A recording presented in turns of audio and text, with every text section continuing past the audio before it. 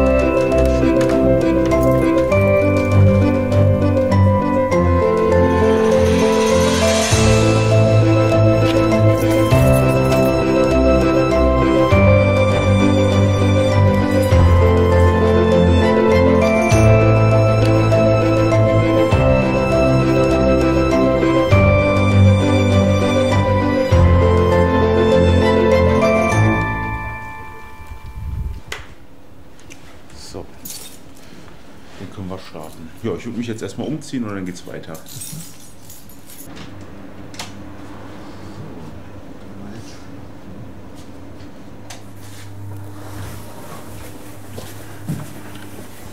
So, dann als erstes den Ofen anmachen.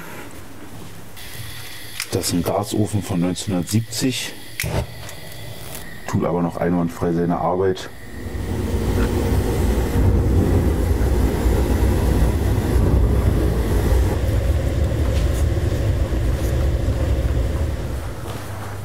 Dann starten wir als erstes mit Käsekuchen.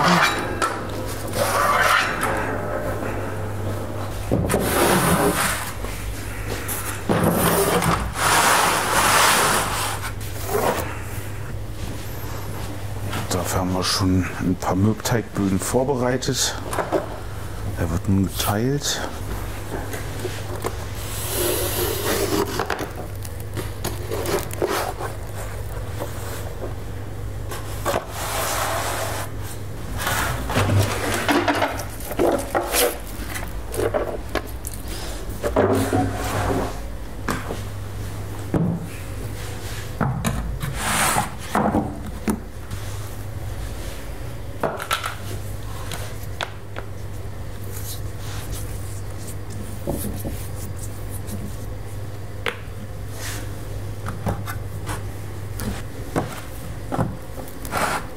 Okay.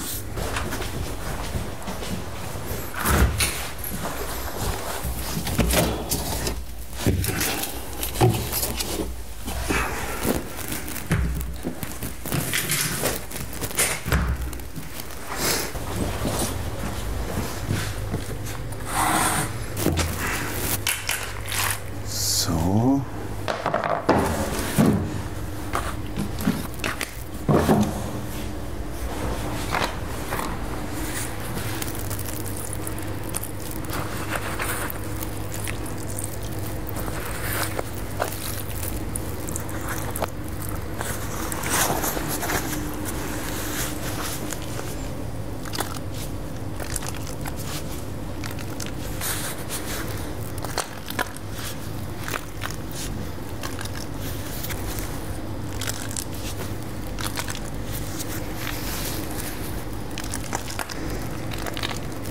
Bisschen was brauchen wir noch.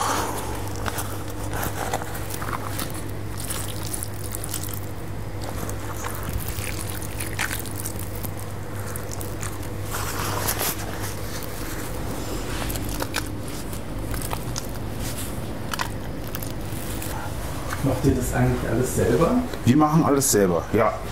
Also wir machen vom Teig bis hin zu den Kuchen, zum Gebäck, alles selber. Keine TK-Ware oder sonst irgendwas, wirklich alles Alles von uns handgefertigt hier. Genau.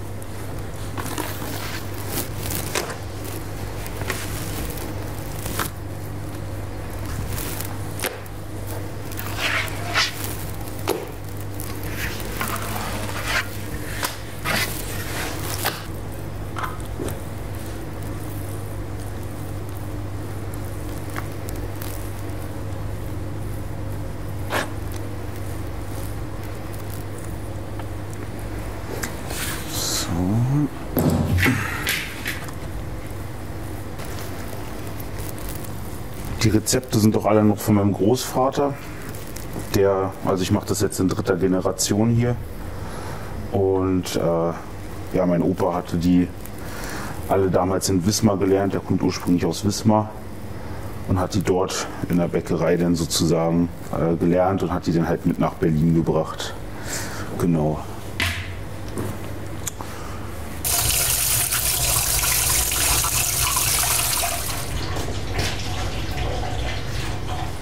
Jetzt mache ich gleich die Lichter an, kannst gerne mal reinschauen.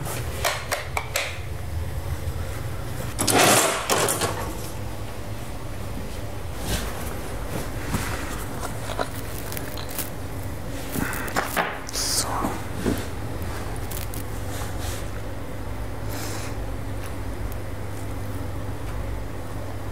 So. Jetzt schieben wir rein.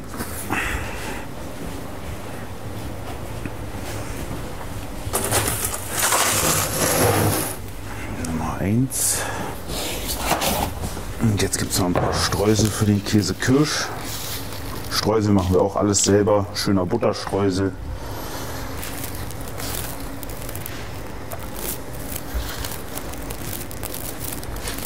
So. Und dann kommt der auch rein.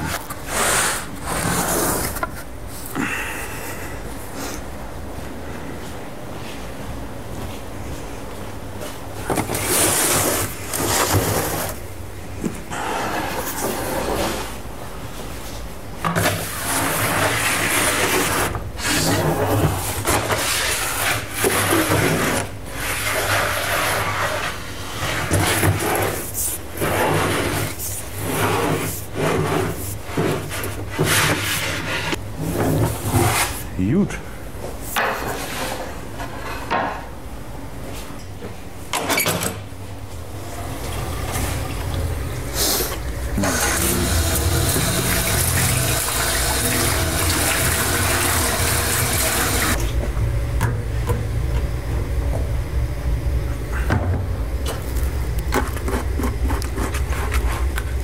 Ein bisschen für den Geschmack und auch ein schönes natürliches Backmittel ist es.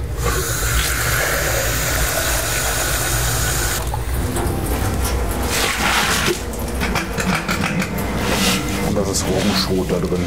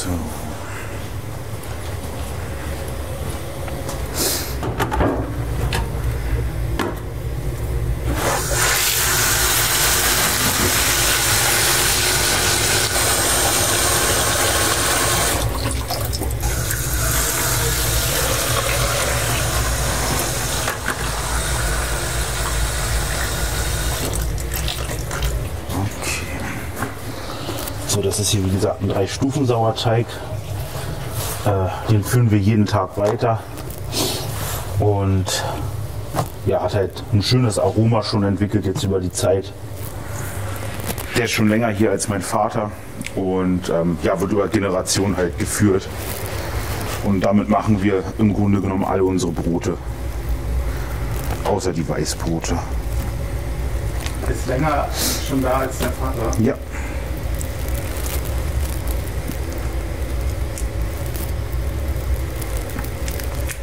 Sozusagen dein Opa. Der hat den schon angefangen zu züchten, genau.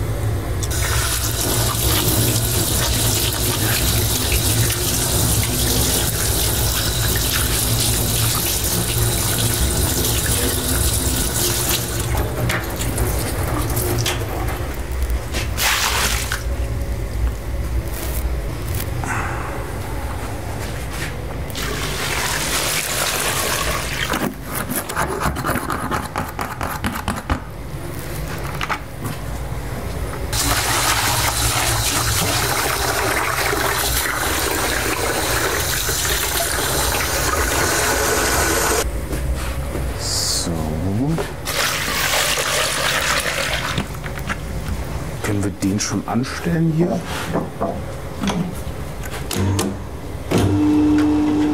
dann können wir hier weitermachen. Kommt immer noch ein bisschen Weizenmehl rein.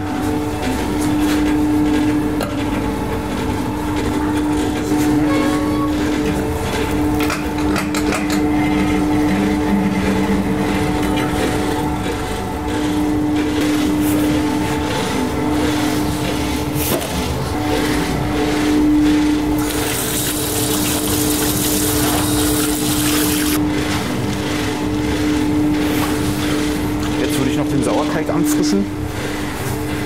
Hier haben wir praktisch das Anstellgut vom Sauerteig, woraus wir jetzt wieder den nächsten züchten. Und genau, mit Wasser und Roggenmehl im Grunde genommen nur.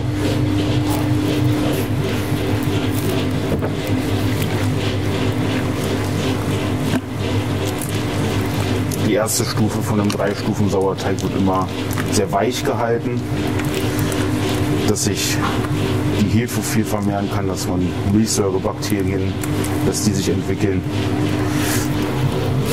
Genau. Und daher wird er schön weich und warm gehalten.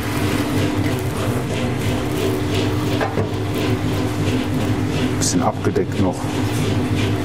Und jetzt darf man ein bisschen ruhen.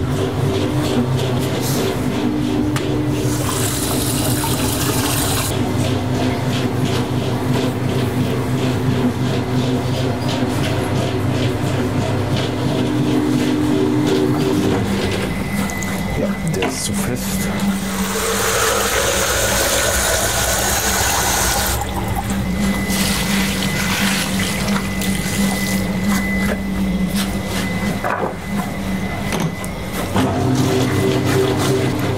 Noch ein klein bisschen Mehl dran.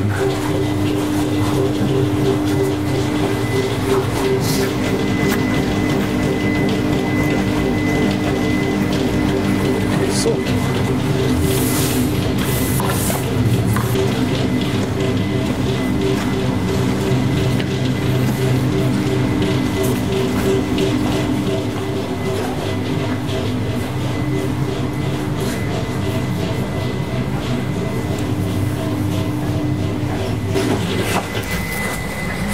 Ja, jetzt ist er super.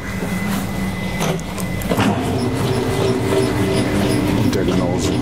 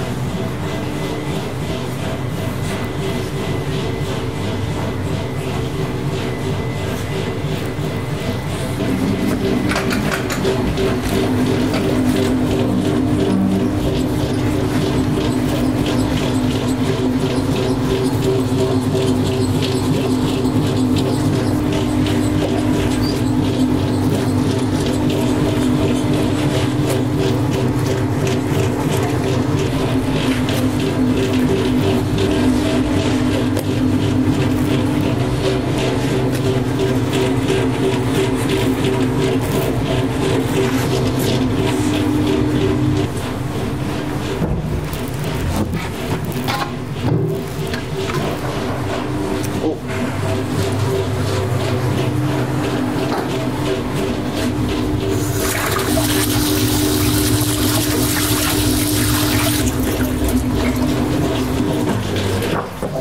Und der ist jetzt auch fertig. So, dann lassen wir mal den Kollegen rein.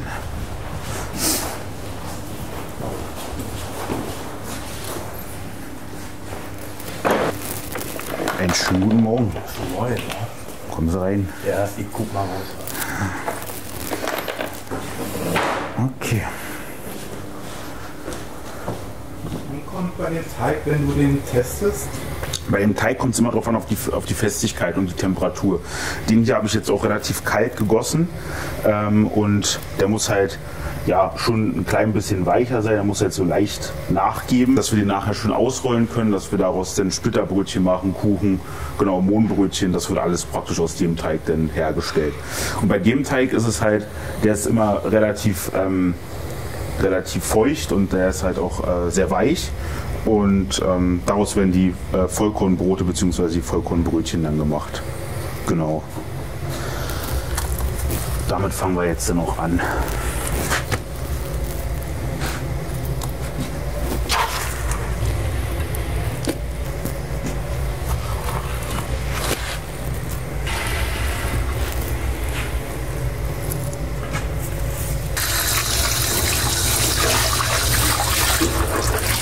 Bevor wir damit aber starten, setzen wir noch den Teig für die Schrotbrote an.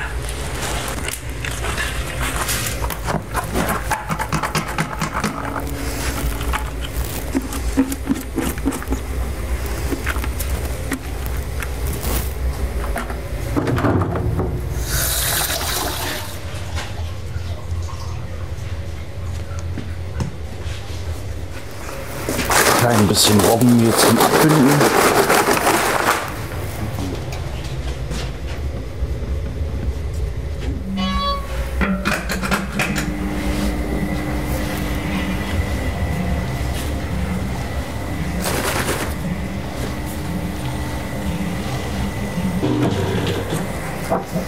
Dass der wieder ein klein bisschen fester ist. So, und dann können wir die Brote aufarbeiten.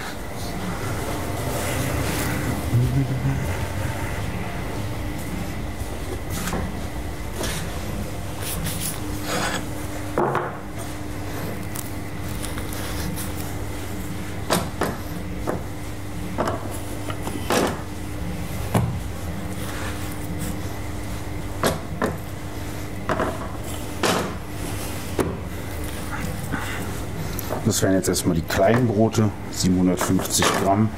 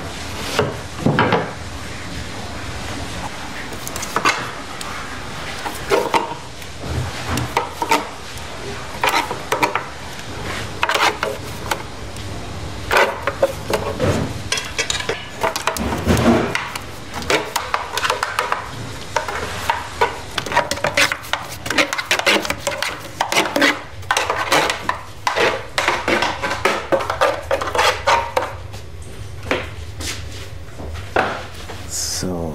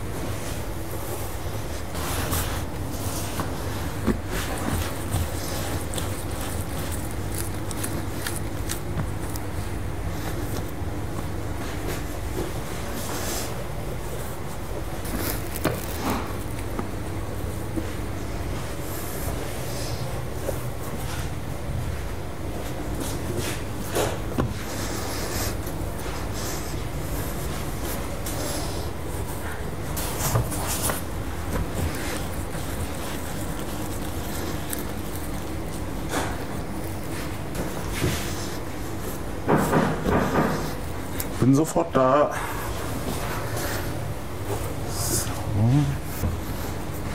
So, dann einmal schnell Hände waschen, den Kollegen reinlassen.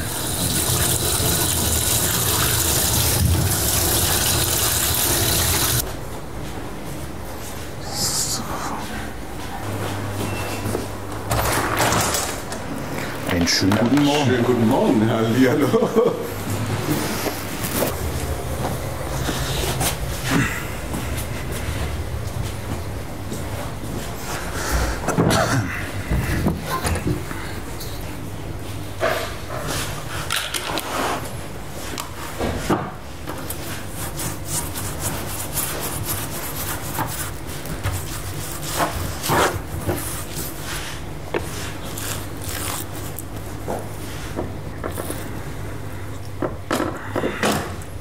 So.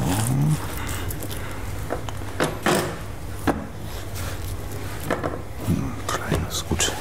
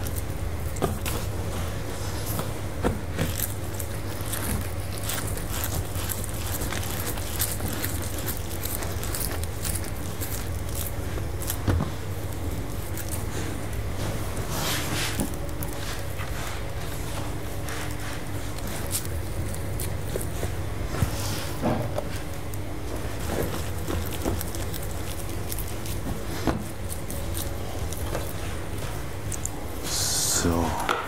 Einen schönen guten Morgen, Toni. Schönen guten Morgen, hallihallo.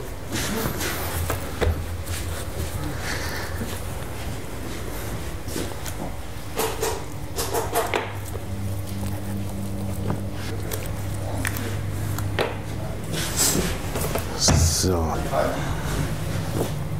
Okay. Ja, da müssen wir heute ein bisschen Brotteig abnehmen. Brotteig. Ja, direkt Brotteig. Groß haben wir selten.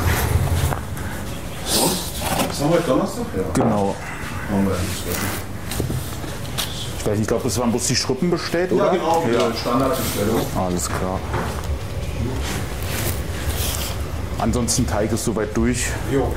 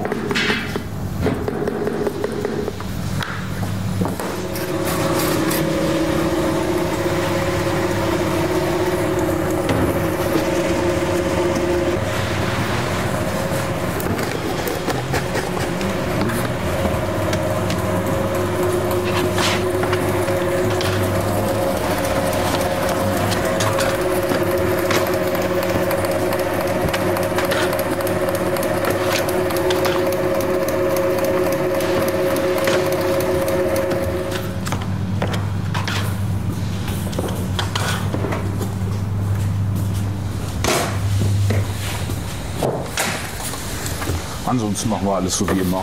Jo.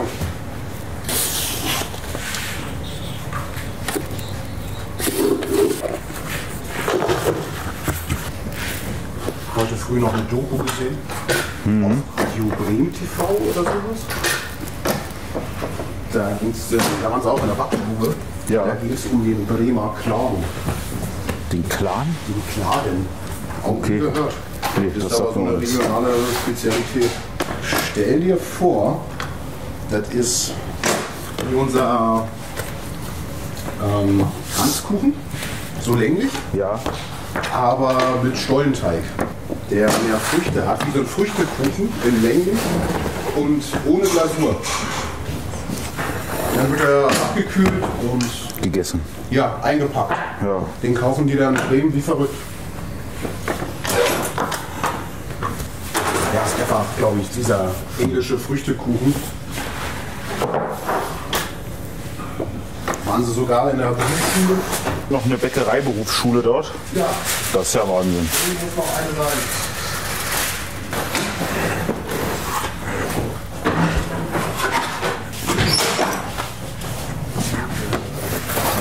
Sehr gern. Ist es denn, welche Warnstufe gerade ist und Ja. dementsprechend musst du dann mit der Maske klein sein.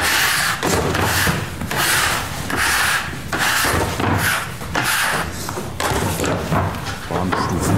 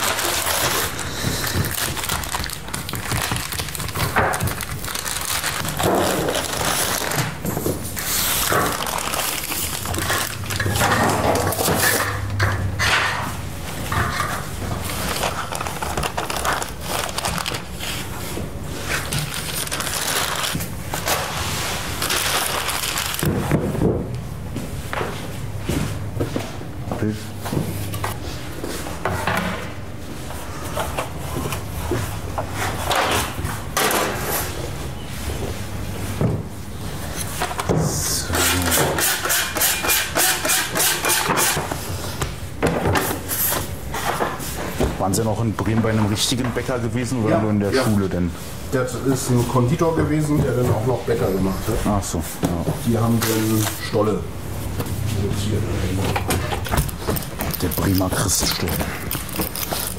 Aber die hatten auch nur einen Stückelofen.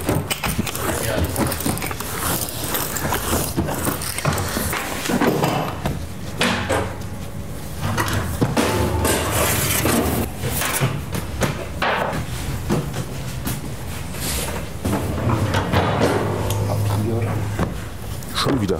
Ja, verrutscht denn vorhin. Ich versuche mal von oben zu nehmen, aber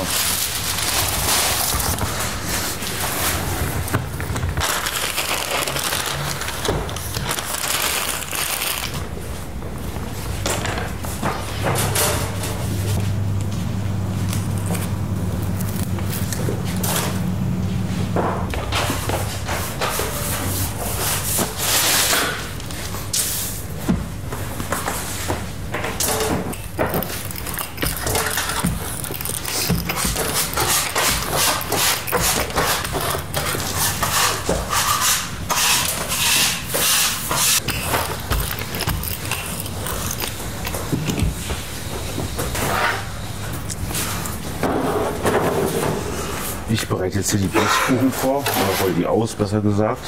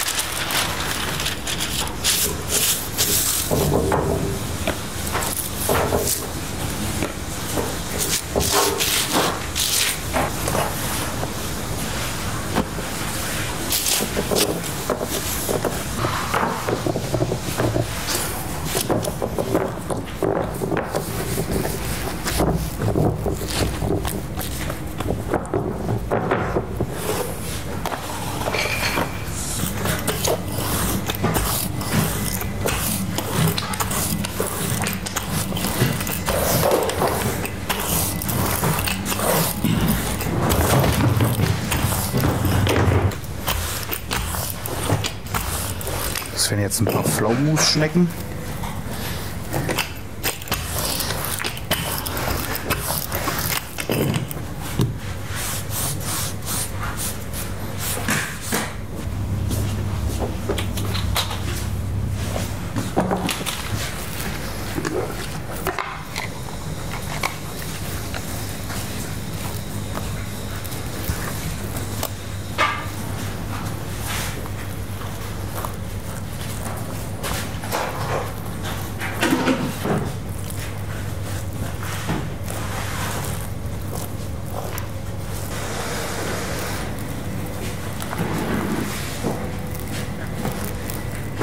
Sind denn im Laufe der Zeit neue Rezepte dazugekommen? Oder? Genau, das ist jetzt so ein Rezept, das haben wir uns tatsächlich vor einer Woche oder so ausgedacht, weil wir noch ein bisschen Pflaumenmus über hatten und dachten, wir könnten ja auch mal was Schönes damit anbieten. Ja, und dann sind wir halt darauf gekommen. Und ja, so probieren wir uns jetzt eigentlich immer ganz gerne aus. Gerade so in der letzten Zeit, gut, jetzt in der Weihnachtszeit ist es natürlich ein bisschen stressiger. Da hat man jetzt nicht so die Zeit dafür. Aber sonst immer ganz gerne eigentlich. So.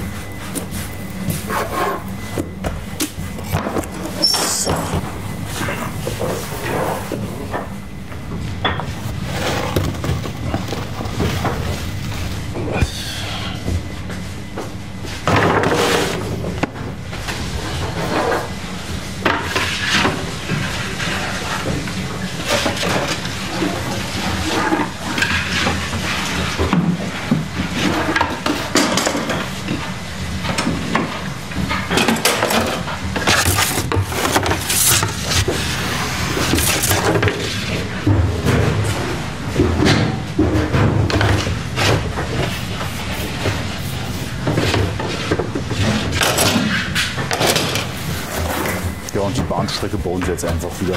Ja, hier in Berlin. Nee, zwischen Berlin und Oranienburg. Aber dann ist wenigstens Freisitzplatz bei.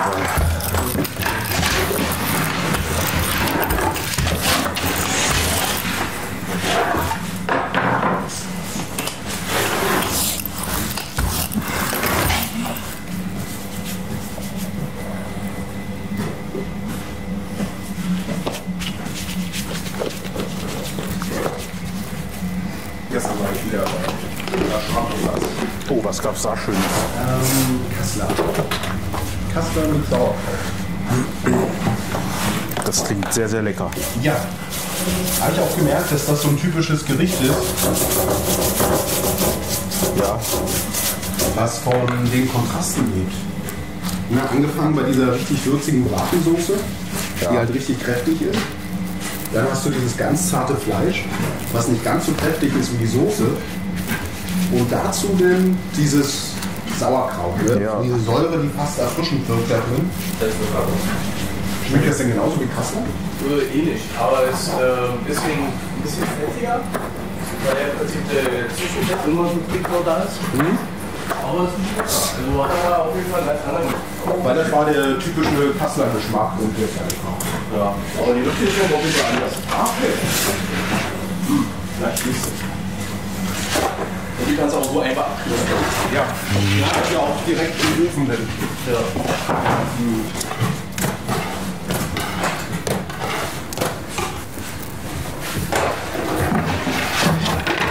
Die gefüllte Paprikaschote, das war auch verführend. ja, das verstehe ich auch. Das ist ja einfach reingeholt. Jetzt auf jeden Fall alle die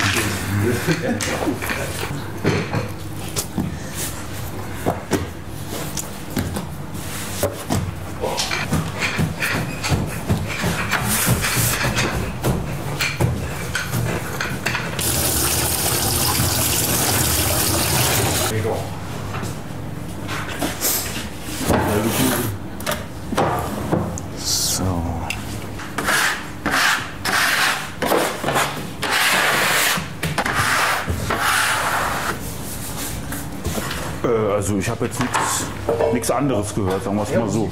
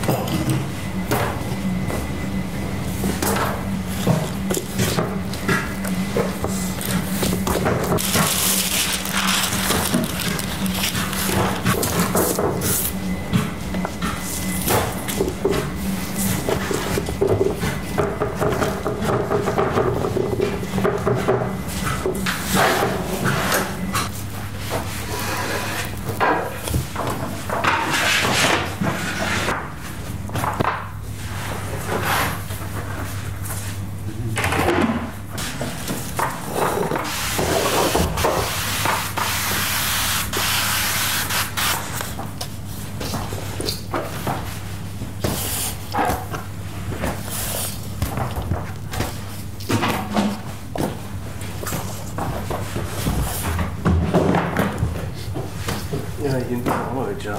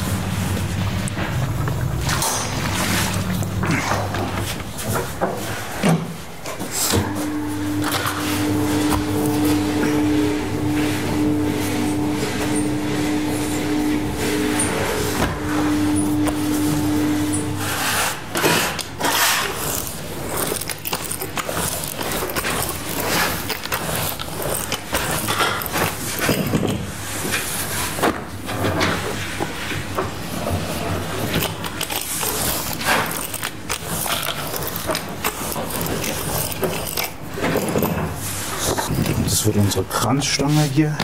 Die Kuchen ist fertig.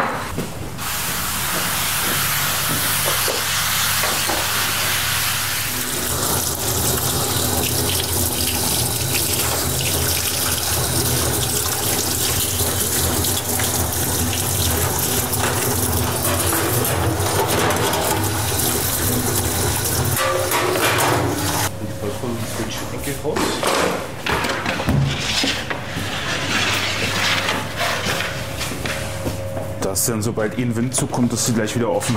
Okay.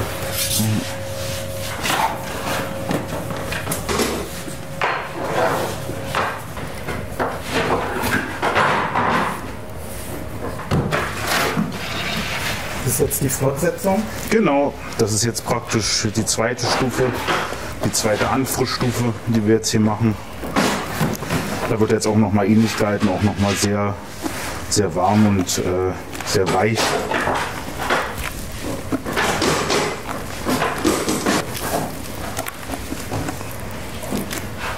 Und jetzt steht er dann nochmal so circa, na, was sind das, ja, 2,5 Stunden, 3 Stunden so in dem Dreh. Und dann kommt die vorletzte an, also kommt dann der Grundsauerteig. Die vorletzte Stufe. So.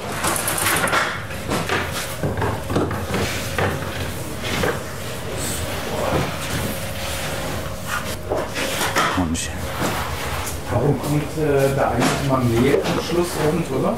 Das ist einfach nur zum Abdecken, dass die Wärme halt ein bisschen besser hält. Und dann bricht das dann halt so ein bisschen auf und dann sieht man auch, dass er so ein bisschen gekommen ist und dass die Hefen halt schon gewirkt haben, dann sozusagen.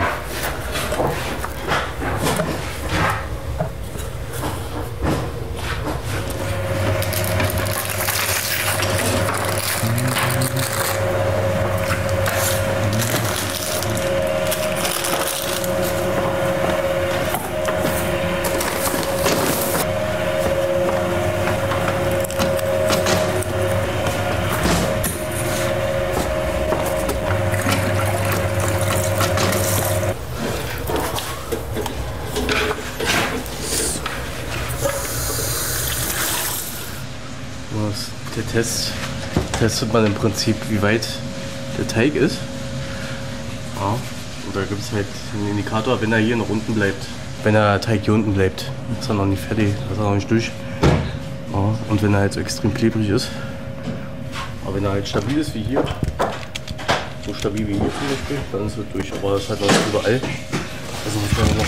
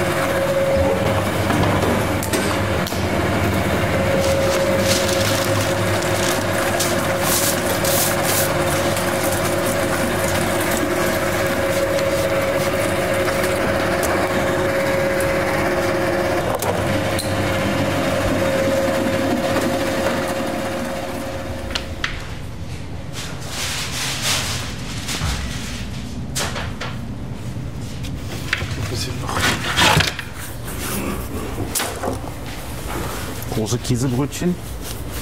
Genau. Ja.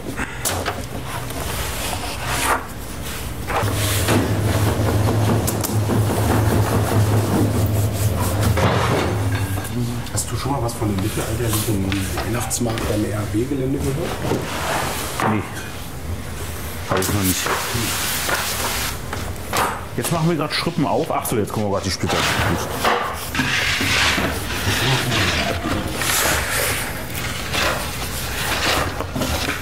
Ja, Gelände.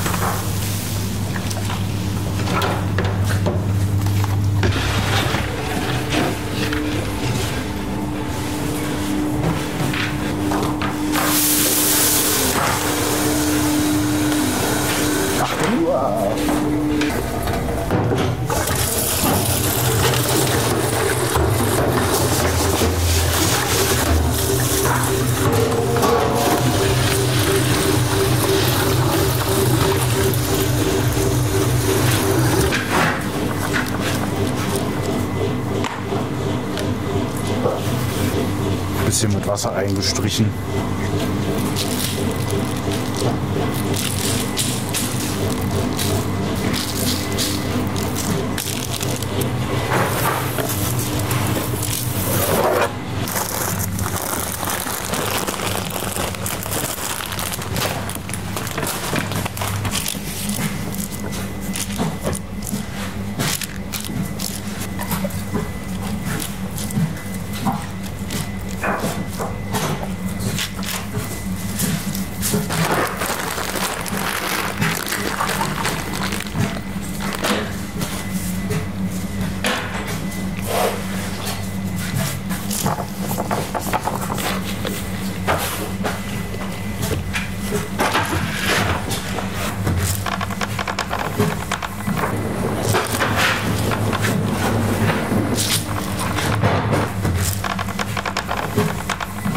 So, und bei uns kommt auch wirklich noch schön Käse ins Käsebrötchen.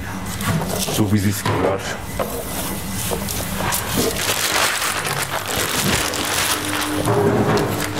Das wird jetzt Blätterteig. Den müssen wir jetzt turieren. Da wird Fett einturiert in den Grundteig.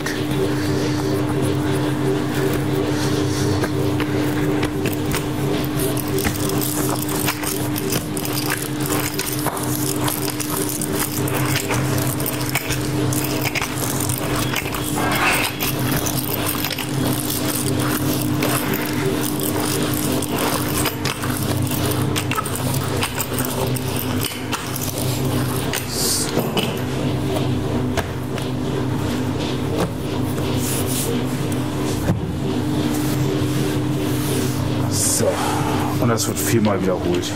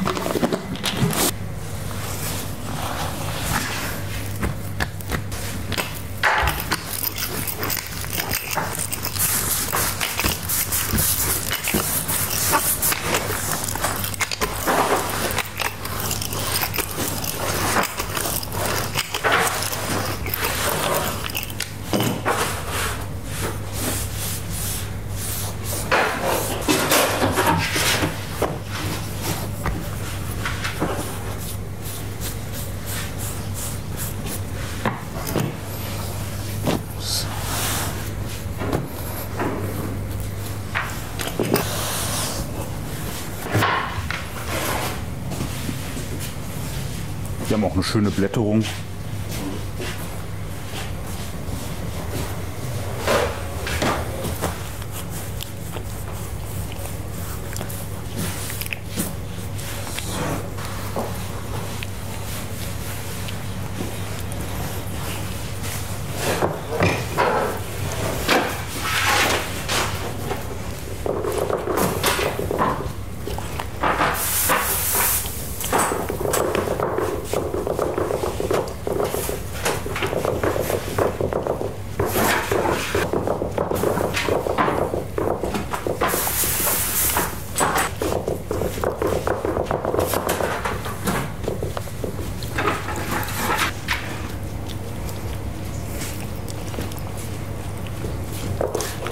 Vielleicht eine Füllmaschine ist. Kann ich mir Würstchen zu Hause machen. Jetzt wieder richtig los. Hier, Wenn du mir das Fleisch mitbringst. kein Problem. Muss die Glasur vorbereitet werden irgendwie einen Tag vorher? Oder? Na, einen Tag vorher, weil ich mag das dann immer ein, den Fondant. Und dann stellen wir das immer beim Brenner hin, dort vorne beim Ofen, dass es dann halt immer einigermaßen warm wird. Dann ist es ein bisschen leichter durchzukneifen. Aber ja, im Grunde genommen muss es dann trotzdem durchgekniffen werden. Da kommt man nicht drum rum. Was haltet ihr von Vollbrennidee? Ja, Wenn ich morgen die Mohnhörnchen wickle, ja. dass ich da ein bisschen Pflaumenmusmasse raufstreiche und hier davon wickel. dass du so einen leicht kernigeren Geschmack hast durch den Mohn. Weiß ich aber nicht, ob, nicht so begeistert. ne, ich weiß halt nicht, ob alle darauf so stehen. Ja, das ist halt ich die weiß es Frage. halt auch nicht. Ne? Weil manche wollen ja dann irgendwie auch, manche essen ja dann auch Mohnhörnchen mit Ja, genau. Käse oder so. Und wenn dann da halt eine Pflaumenmusnote drin ist, weiß ich nicht, ob das denn. Also mag vielleicht für den einen auch gut sein, aber Ob das wirklich kerniger schmeckt oder ob das hier, weil wir können gerne morgen mal so ein oder was ist euer Call mit Mohn und Pflaumen? also ich esse das ja auch sehr gerne. Wir können das gerne mal einfach probieren. Das ist immer noch, so hat das ja doch mit diesen unseren Pizzaschnitten angefangen.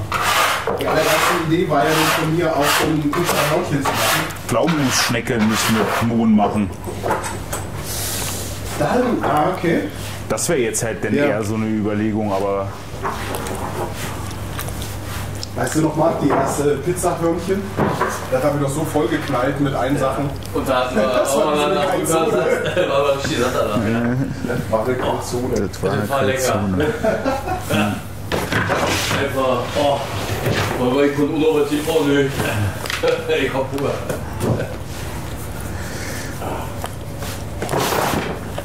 Und die Tourette. Einfach, oh, so voll bedienen. Einfach. so.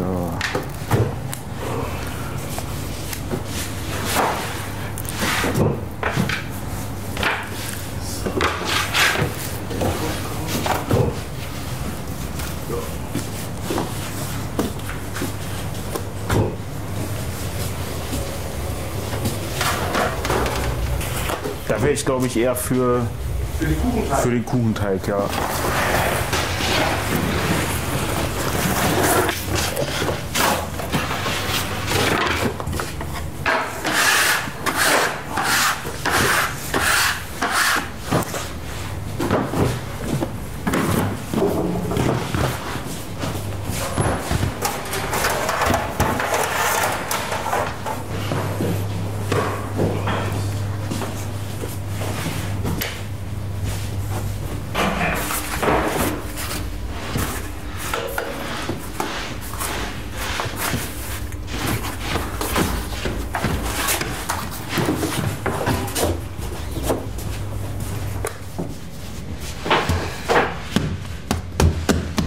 Neue Kreation ausprobieren. Ja, jetzt.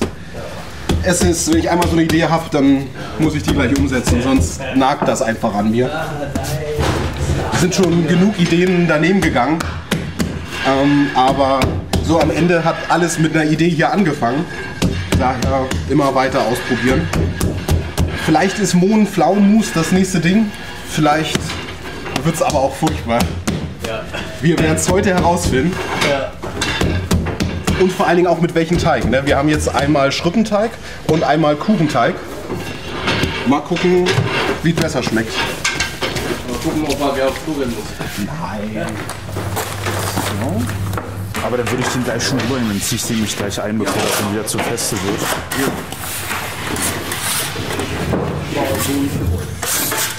Also tschüss.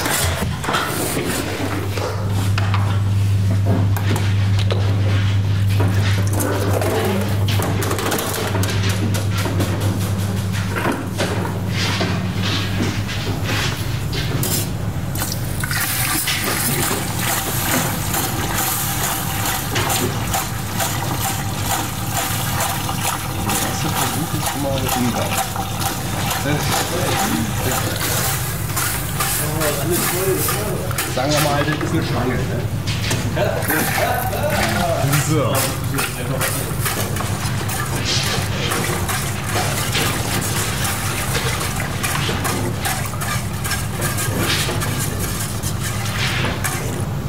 Und du machst dann wie immer, ne? Die mit dem Mohnhörnchen, wartest du auf Gare und dann bestäubst du die mit Mohn denn.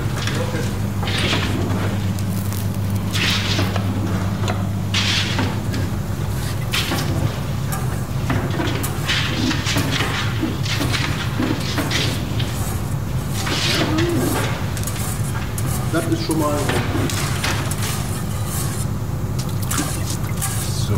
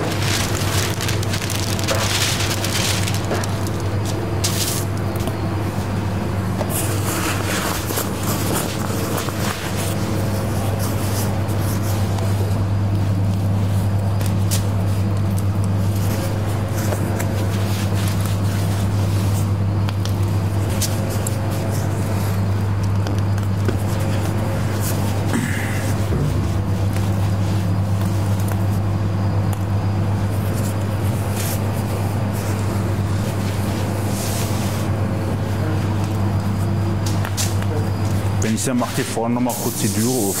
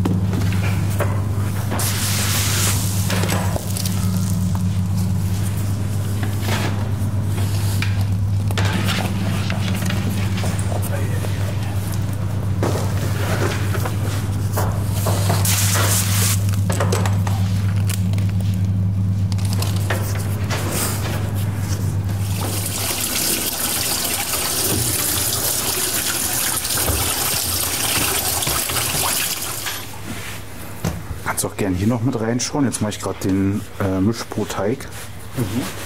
Kommt jetzt noch ein bisschen Weizenmehl rein.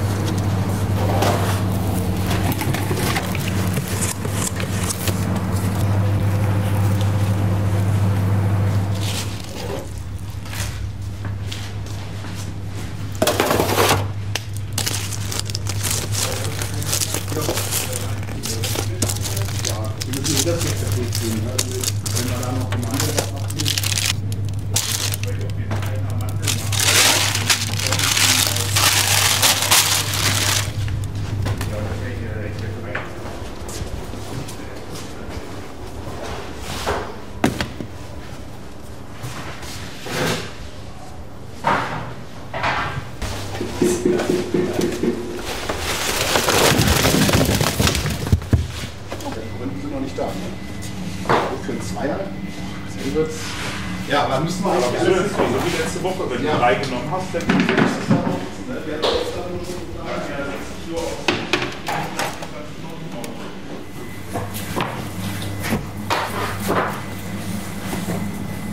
Wofür sind die Punkte?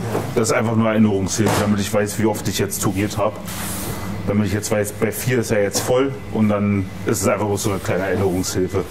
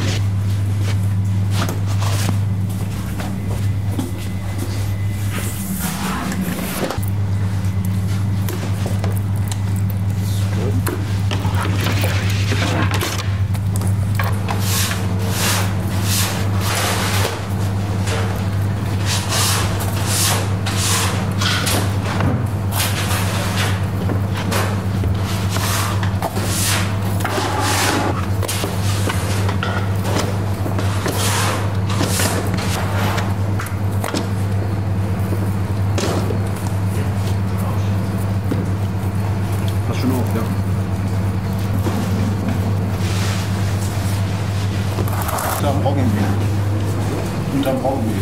Das Schubfach. Da müsste eins sein, weiter hinten.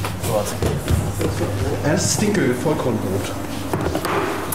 Haben wir auch erst seit einem Jahr oder sowas. Noch ein gutes Jahr, ne? Ein gutes Jahr im Sortiment. Auch aus so einer Idee heraus entsprungen und ja, einer der wenigen Sachen, die auf Anhieb geklappt haben. Also wir hatten die Idee von dem Rezept, haben das einmal ausprobiert und waren so. Was suchst du? Kratzer.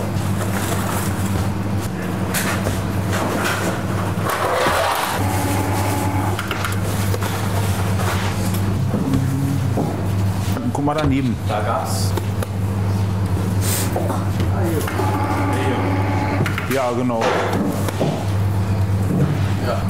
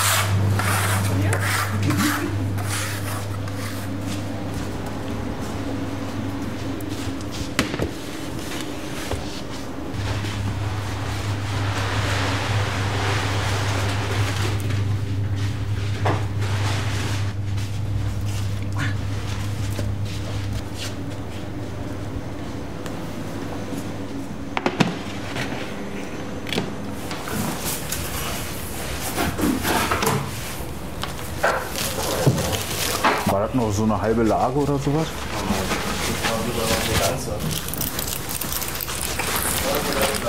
Okay.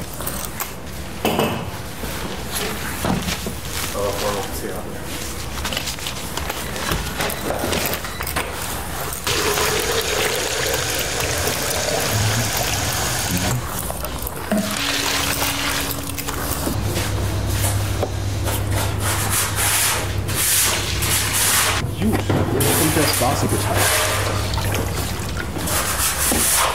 Einmal die Hefe auflösen.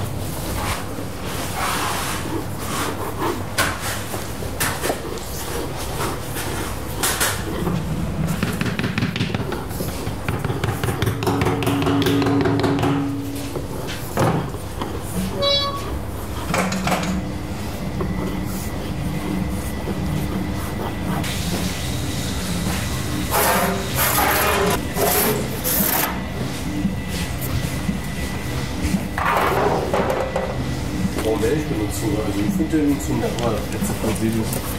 Kratzer auf einmal flupp und ehrlich, da einmal das Stück runter. So, nur das wollte da. Ja.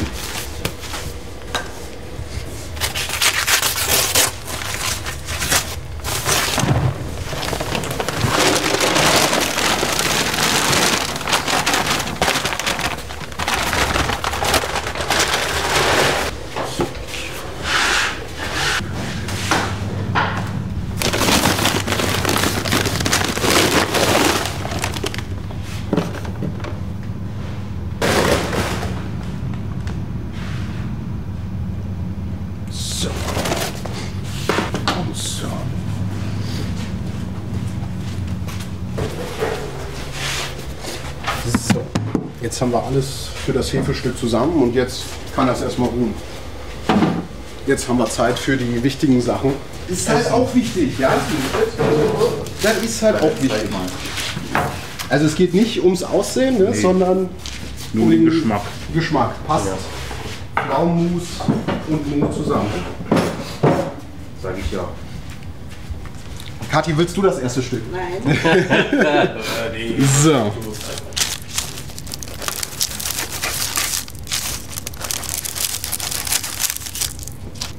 Ah, sieht so schon ziemlich schlecht aus, ne? Okay.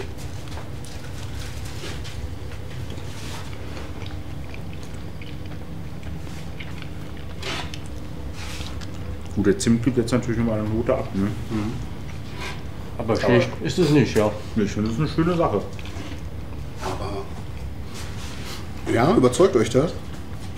Wir haben ja nur Also es ist gut, ne? Also wirklich, aber am Ende kannst du dir am Ende auch einfach so raufschmieren. Ich dachte jetzt noch irgendwie, dass sich das verbindet und noch irgendwie einen besseren Geschmack ergibt. Das ist genau das, was ich erwartet habe. Das ist genau das, was du, ich habe noch irgendwie was mehr erwartet. Den Zauber habe ich irgendwie erwartet. Dass es dich einfach umhaut. Ja, also mich haut's gleich um, wisst ihr. Aber es ist am Die Ende. war mit Struppenteig, sagst du? Genau.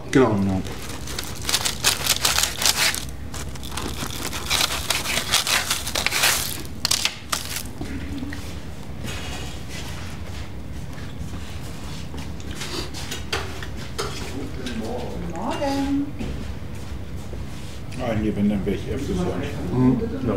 Mhm.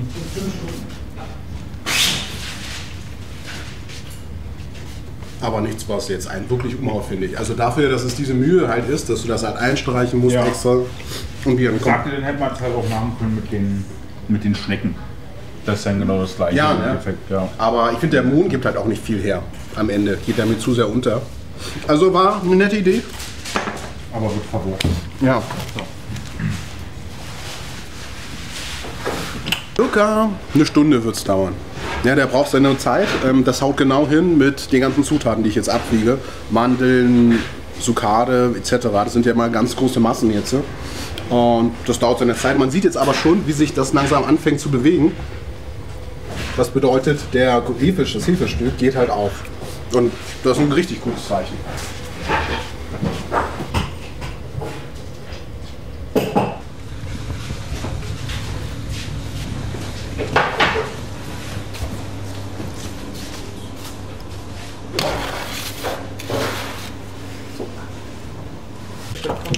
Jetzt kommt erstmal sehr viel Butter rein. Also wirklich sehr viel. Aber das findest du dann alles nachher auch, also es ist dann alles zusammen, bevor der Teig gemacht wird. Da hätten wir dir jetzt auf jeden Fall Bescheid gegeben. Ne? Das ist jetzt so. Das kommt jetzt alles da rein. So, bis jetzt ist bloß Zucker, Salz und Backpulver drin, plus Vanille. Und jetzt kommt reichlich Butter.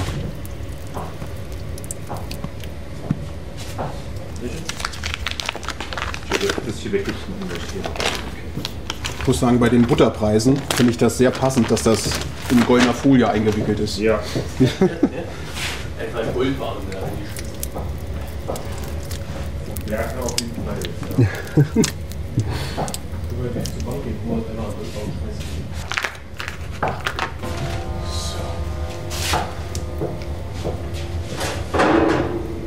Und gerade bei dieser Buttermenge ist das so wichtig, dass man das hier zermatscht und kleine Stücke hat, damit das sich viel besser unter dem Teig dann aufarbeitet und sich unterhebt.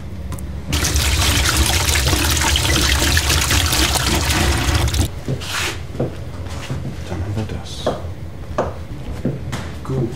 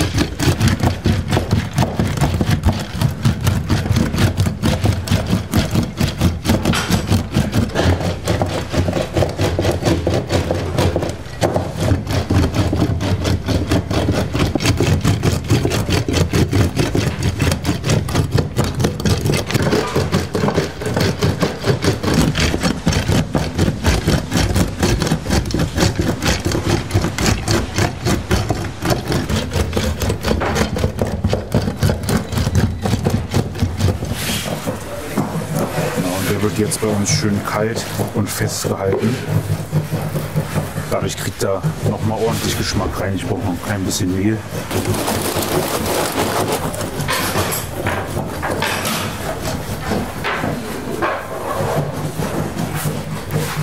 Kannst du nochmal die 3 Steps erklären? Also das sind ja so 3 Verarbeitungsschritte gewesen. Ja, bei uns sind es eigentlich 4, weil wir 2 Anfrischstufen haben, wo wir den Teig dann sehr weich und warm halten, um halt Milchsäurebakterien ranzubekommen. Und jetzt bei dem Grundsauer, also bei der jetzigen Stufe, die ich gerade mache, halte ich einen schönen fest und kalt, damit Essigsäurebakterien sich drin bilden und dadurch dann halt auch dieser Geschmack dann halt, dieser saure Geschmack dann halt entsteht.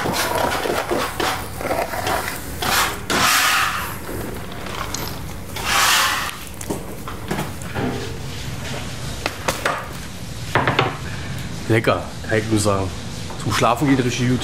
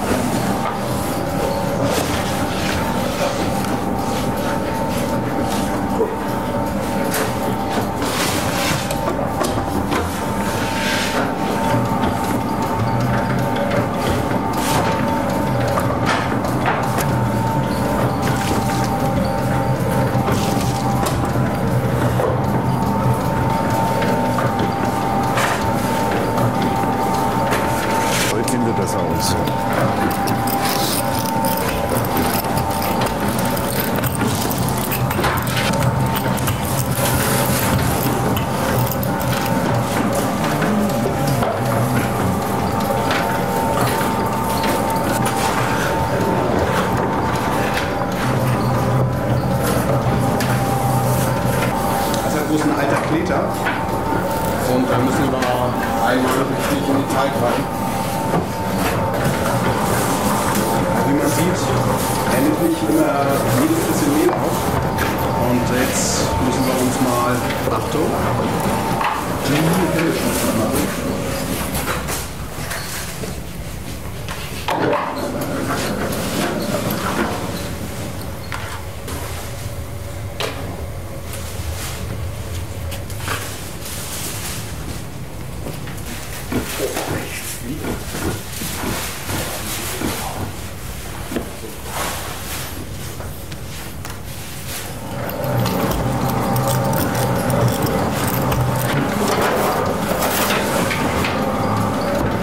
Der kommt ganz gut hin, ne? Ja, ne? Das ist, wir kriegen ihn genauso hin wie letztes Mal. Ja. So immer ganz kurz meine Befürchtung, dass er zu weich ist, dann ist er immer top. Ja. Ist das auch ein altes Familienrezept?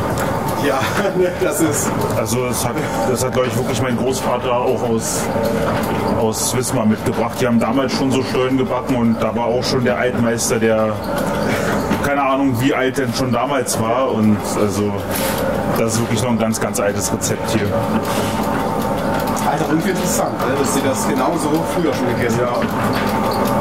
Nee.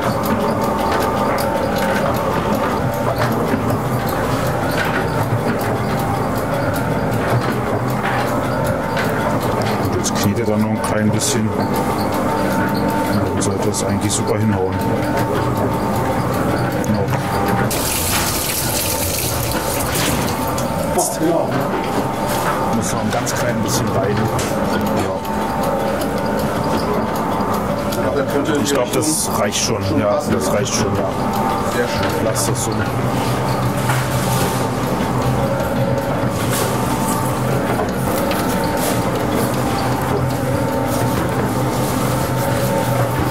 Das hast du auch nur bei Dinkelvollkorn. Das ist besonders kernig riecht. Und das ist einfach so toll, so lecker. Diesen ganz super Geschmack.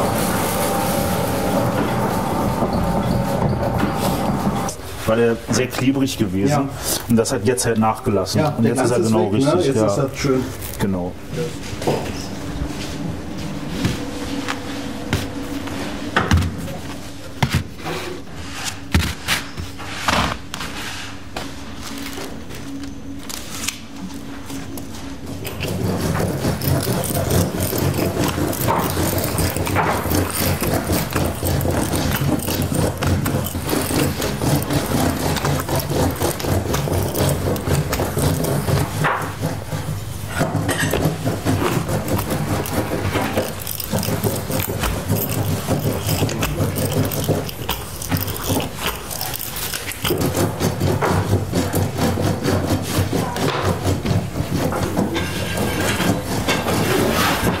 bereite jetzt schon die Mürbteigböden für morgen vor, für die Kuchen.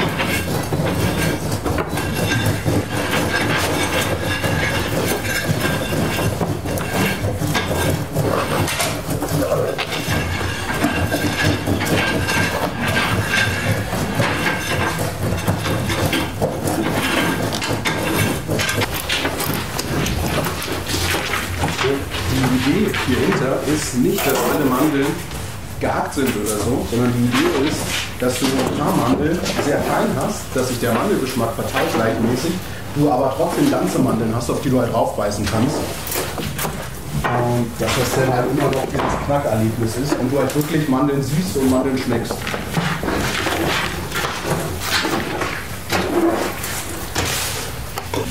Hat jetzt einer alle gekocht oder wie? Ja, der wollte eigentlich 30 haben, ich habe aber auch nicht. Was denn? Kuchenbrötchen. Dicke Vollkornbrote. Nein, Frühstückchen. Aber genau, das ist aber nur für Mandelstolle. Das ist hier der Grundteig für unsere Stolle. Ne, den machen wir jetzt fertig. Da kommen Mandeln, Vokale rein. Und weil wir nochmal extra Mandelstolle machen, nehmen wir hiervon, was waren es, 23 Kilo? Auf was jetzt? 23 Kilo nehmen wir noch ab. 23 Kilo nehmen wir auch ab. Hast du mir gemerkt? Ja, hast du gemerkt. Bin stolz drauf, Den nehmen Toni. wir noch ab, hauen den in einen separaten Kneter und da kommen wir nochmal extra Mandeln rein. Weil wir da in den Mandelstollen keine Rosinen drin haben. Und da brauchst du halt den extra Mandelkick dafür.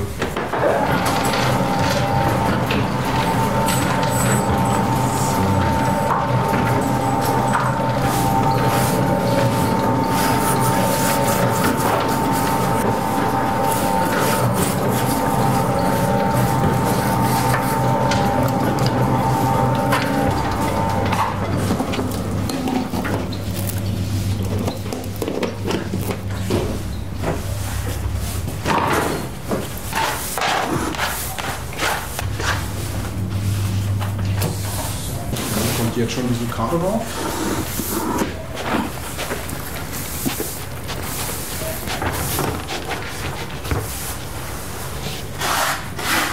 Waren es noch 3 Kilo oder? Ja, waren noch ein bisschen mehr. Das ist jetzt eine Besonderheit bei uns. Das macht kaum noch einer. Das sind Korinthen. Die meisten hauen bloß Rosinen rein, wir hauen nochmal Korinthen mit rein. Das gibt nochmal eine extra besondere, kräftige Note. Was ist der Unterschied zwischen Sultanin und Korinthen? Ich jetzt? Ja. Das ist, glaube ich, das kommt drauf an, von wo die sind. Also Korinth ist, glaube ich, eine Region in Griechenland. Ja, das ist so eine ortsgebundene, wie heißt das, ortsgebundene Namensgebung oder so. Ja, auch komplett anders aussieht. Ja, aber das ist genau das Gleiche im Grunde genommen. Die haben wahrscheinlich eine eigene Art, wie sie die halt trocknen oder so. Also namensgebend ist einfach die Region dafür. Okay.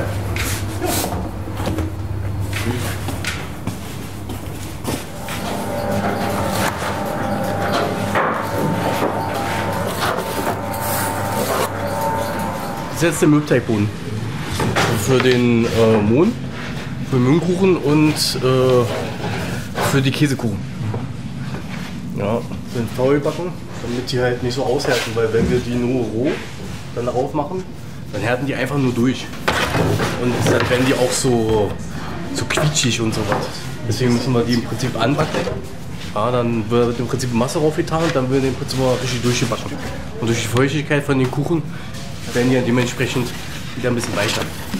Ja, und verbinden sich dann auch damit. Dann siehst du jetzt nochmal schön den Vergleich zwischen den Korinthen und den Rosinen. Und jetzt geht's hier weiter. Der Teig hat jetzt genug gut. Jetzt geht es mit dem nächsten Schritt weiter. Wir hauen die Blockade runter.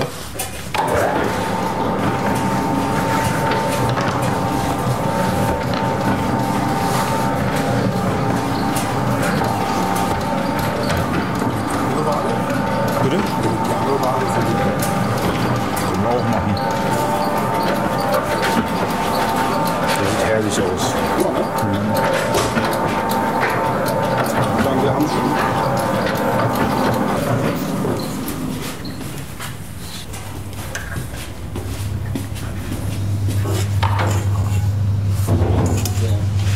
Wir haben 23 Kilo Teig raus für die Mandelstollen. Weil hier soll keine Rosine rein. Und dann kommt hier Rosine rein und Korinthen rein.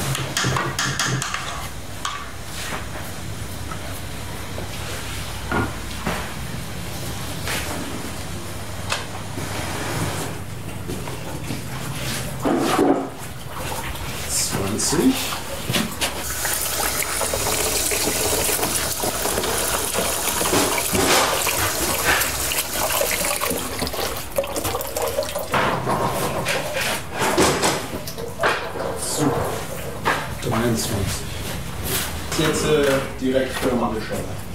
Mandeln noch? Hier schon mal unsere gehackten Mandeln. Die nochmal extra rein. Lassen wir auch erst noch gut. Den lassen wir noch zweimal anlaufen, Mandelstolle. Ja. Und danach. Hier hauen wir schon mal. Und erst die hier reinhauen. Jetzt kommen hier schon mal die ersten Korinthen rein.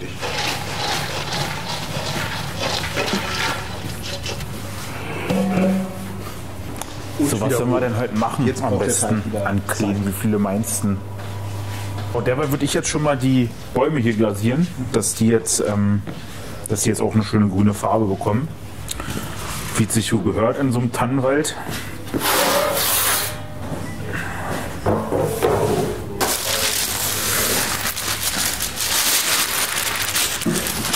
Dass die dann schön abtropfen können hier. Dann müssen wir noch Umkugelwasser machen, sobald Marvin denn den Kirschkuchen geschnitten hat. Ja, Jupp. jetzt will selber erfahren.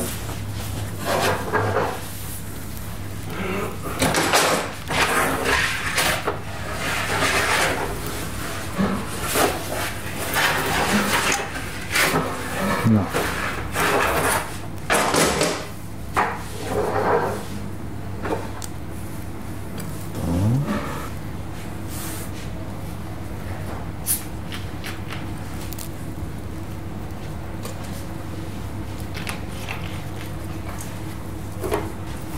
Wir versuchen hinten noch die Eclairs fertig zu kriegen. Mach das. Hast du ein Auge drauf? Ich habe ein Auge drauf, na klar.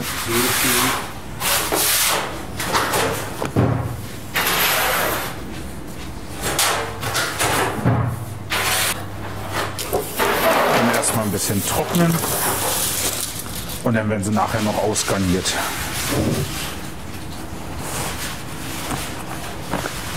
Ist immer am allerwichtigsten, dass man dem Teig wirklich die Zeit gibt. Das ist auch das, was mein Opa mir immer mitgegeben hat. Das ist das Allerwichtigste beim Stollenteig, dass der die nötige Zeit hat.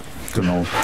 Und das wollen wir auch schön einhalten. Wie bist du zum Bäckerberuf gekommen? Ja, also zum Bäckerhandwerk bin ich eigentlich durch die Familie gekommen. Also mein Opa war nun Bäcker gewesen, mein Vater war Bäcker oder sind Bäcker. Und ja, da war irgendwie der Weg jetzt schon relativ vorgeebnet. Ich wusste dann auch nach dem Abitur nicht wirklich, was ich machen sollte und dachte mir dann, gut, dann machst du hier auf jeden Fall deine Ausbildung.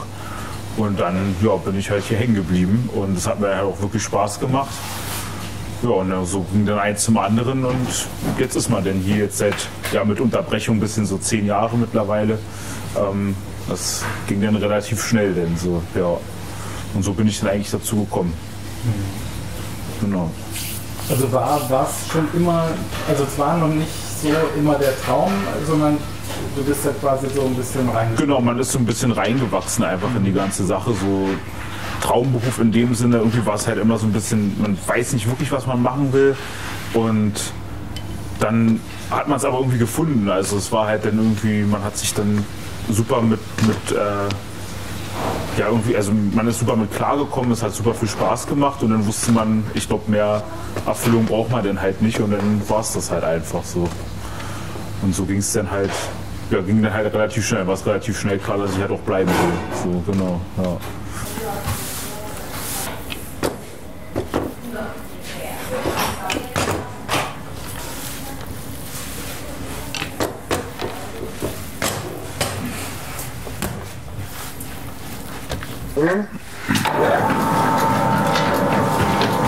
Dass jetzt schön die Rosinen mit runterkommen.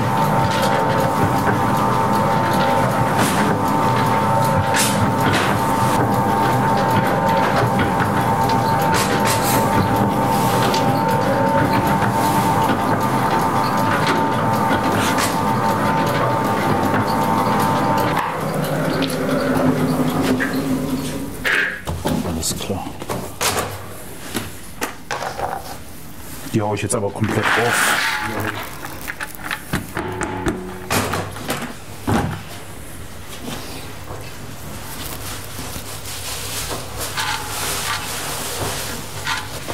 Der Teig ist so toll, ne? Der ist wunderbar. Ja. Das Mal kriege ich einen Schreck, dass er zu weich geworden ist, aber so ist er perfekt.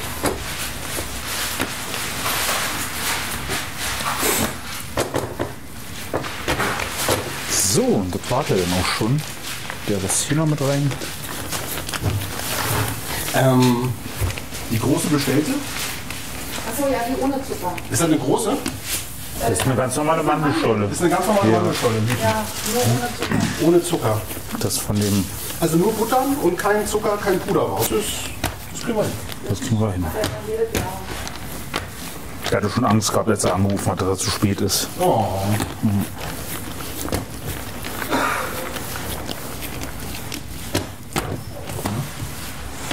Ja. Aber das Hefestück hat ja auch schon ordentlich Power gehabt. Ja.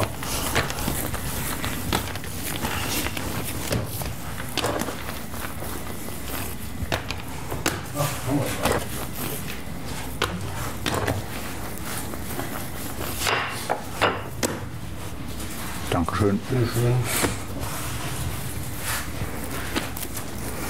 Ein Tipp kommen auch 3, ne? Immer 3, genau. Und mit dem Umklappen aufpassen. Ja. War das so? Genau, die nicht hinterste dran, darf jetzt praktisch nicht zu nah Ja. dran sein, weil die Ja. dann wieder aufklappen kann. Verstehe.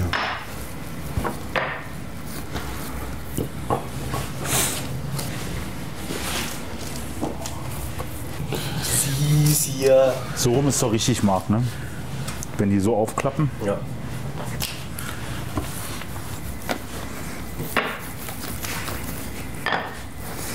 Ist so lieb? Ein bisschen näher.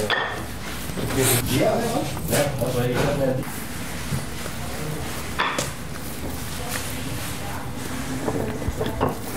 Ich würde jetzt noch mal anlaufen lassen. Jo.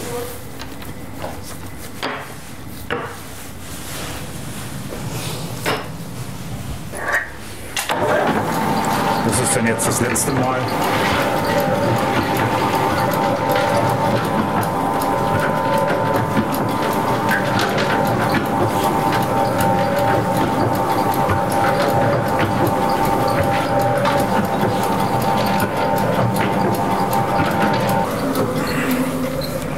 So können wir uns schön aufarbeiten.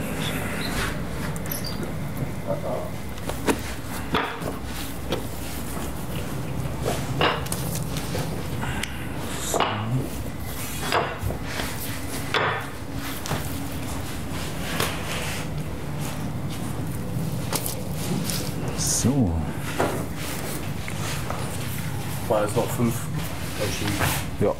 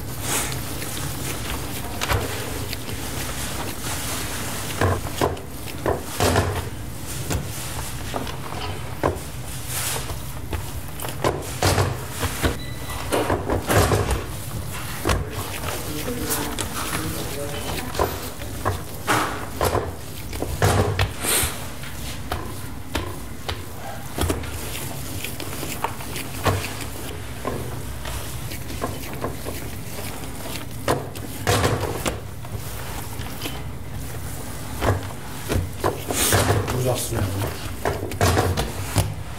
Da scheint ja richtig krass zu regnen draußen. Ja, ist heute so ein richtiger Sturmtag. Heute auch, ne? Der Regen an meine Fenster geprasselt. Ja, bei Sturm und Regen ist das sicherlich sehr angenehm. Klar, im Sommer ist das ganz Ja, angenehm. ne? Also wirklich beim idealen Wetter. Ja, brauchst du keine Ahnung, aber schon ein bisschen. Ja. Machst du das immer so? Ja, das wird ja nicht so. Geh mal mit der Autowäsche. So. Dann haben wir unsere 4 Bleche voll. Hier.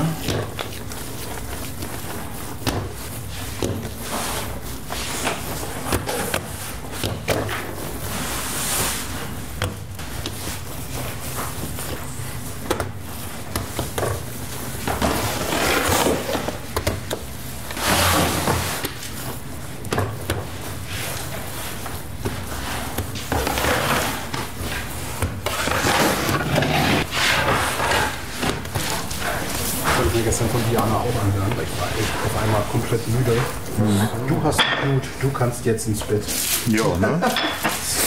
Ich hab's gut, ja, okay. Also, dann werde ich dich mal heute Abend anrufen, wenn mein Wecker klingelt um 23:30 Uhr. Dann können wir ja noch mal diskutieren, wer es jetzt wie gut hat. Du hast es gut. Du kannst jetzt ins Bett. Du hast gut. Du kannst jetzt ins Bett. Ich muss aufstehen. So super.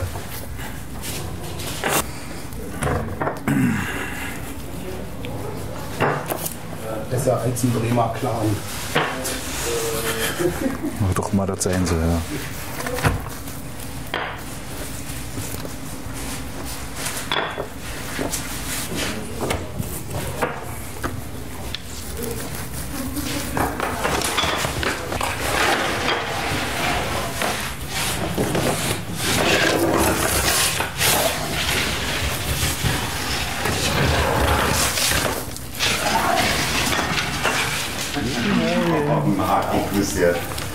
Na Männers, alle Duty bei euch? Alle Duty soweit. Alles mäßig. Guten Morgen an euch alle. Moin.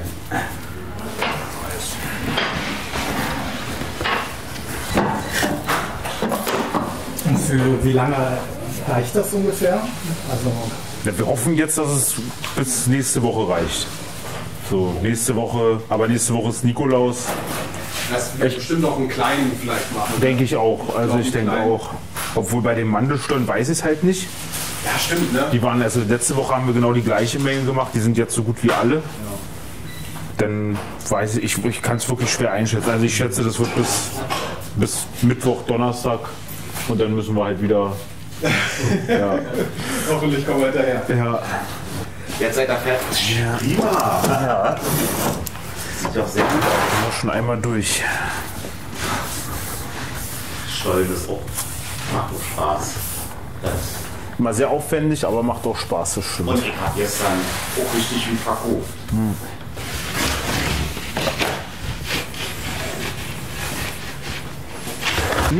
Ja. Ich würde denn jetzt anfangen mit den Häusern, ja? Was hast du? Ich würde jetzt anfangen mit den Häusern. Ich würde die jetzt einpinseln, schon mal die ganzen Teile. Ja, das sieht, dass wir ja bloß die Kalte haben. Ja.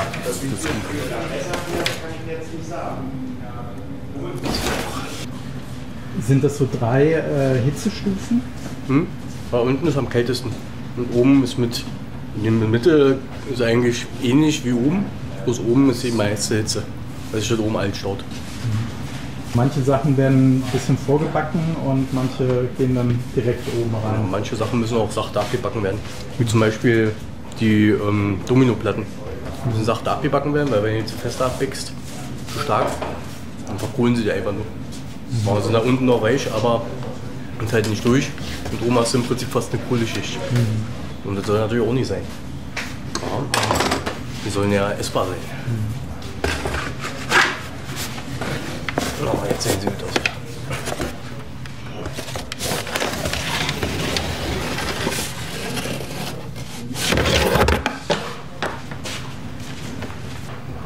Ich mache jetzt gerade den Stichtest. Stichbein im Prinzip umdreht. Und dann achtet man darauf, was jetzt am Stab hängen bleibt. Wenn es nichts ist, dann ist er durch. Aber ein kleines bisschen brauchen die noch. Hier ist der Rest, der noch dran klebt. Zweite hoch. Schneide ich schon mal 2 raus. Gucken wir mal die. Opa. 3 Bleche raus.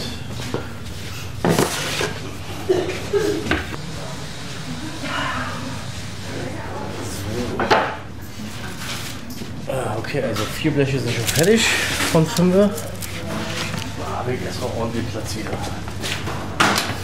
So, 4 von 5 sind schon fertig.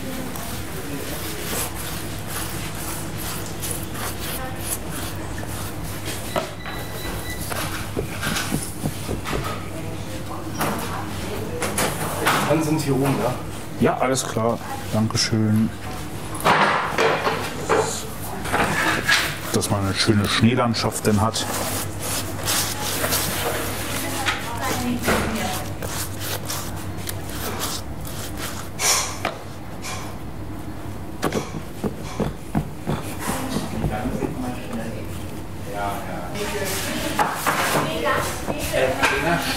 Butterstange wird erst morgen geliefert. Die hätten jetzt so da Butterblock, der kostet aber schon wieder 10,50 €. Okay. Und, oder halt Stücken, da kostet 59. Also, ja gut, aber das ist ja egal. Hauptsache, Dann nehmen wir wir haben die jetzt, Stücken, dann ja. müssen wir jetzt die auf Stücken dann zurückgreifen. Gut, okay, dann ist das so. zweimal Stücke. Ja, dann macht es so. Auf jeden Fall.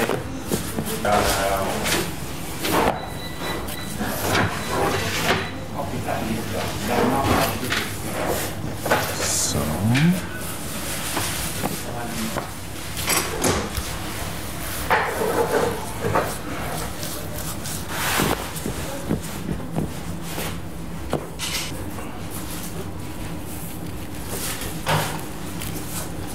So, dann haben wir schon mal die Unterhälften fertig.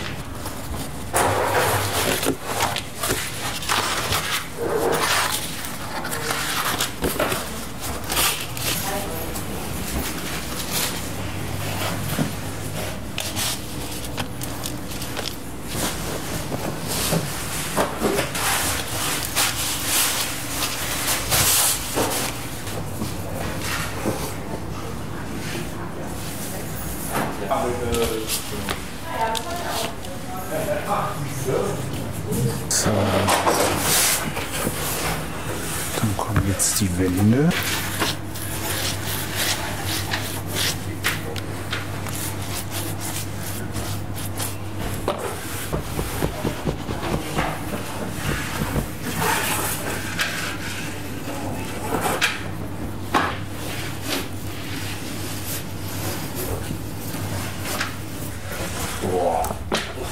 Wie geil ist das denn? Da brauchst du ja noch nicht mal mehr Butter ranmachen. Dann höchstens ein bisschen. Naja, ein bisschen. Ja, vielleicht auch noch ein halbes Kilo. So, Das ist ja geil. dann haben wir die Wände auch schon fertig. Habt ihr genau mal nachgetroffen jetzt? Die Küs.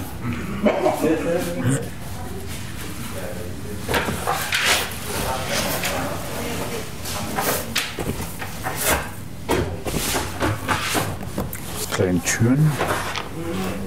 Dorthin.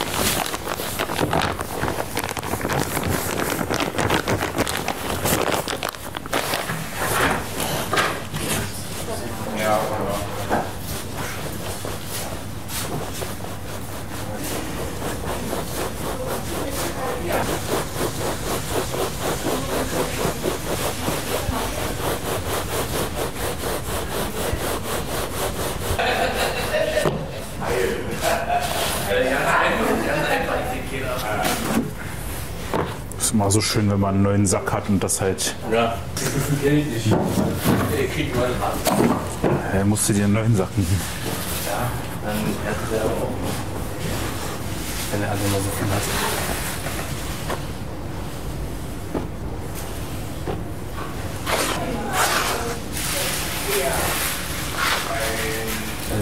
Das ist natürlich auch die Frage, wie voll es beim ersten Mal war. Ich glaube, jeder war ganz voll, das erste, und das zweite war halb voll. So.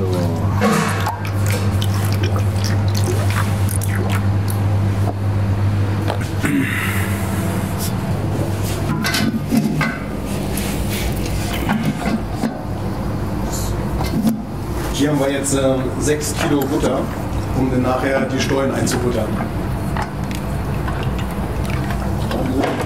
Jetzt auch keine Rute mehr?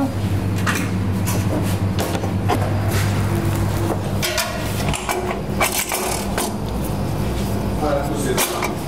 Ja, jetzt haut das bestimmt nur hin. Ja, das sieht gut aus.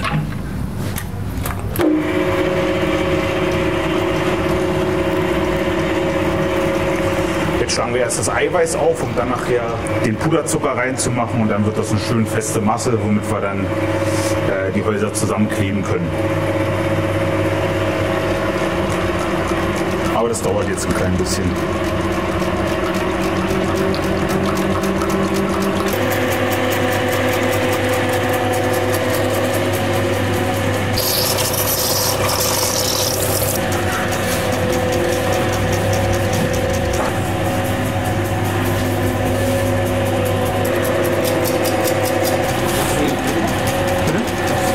Ja.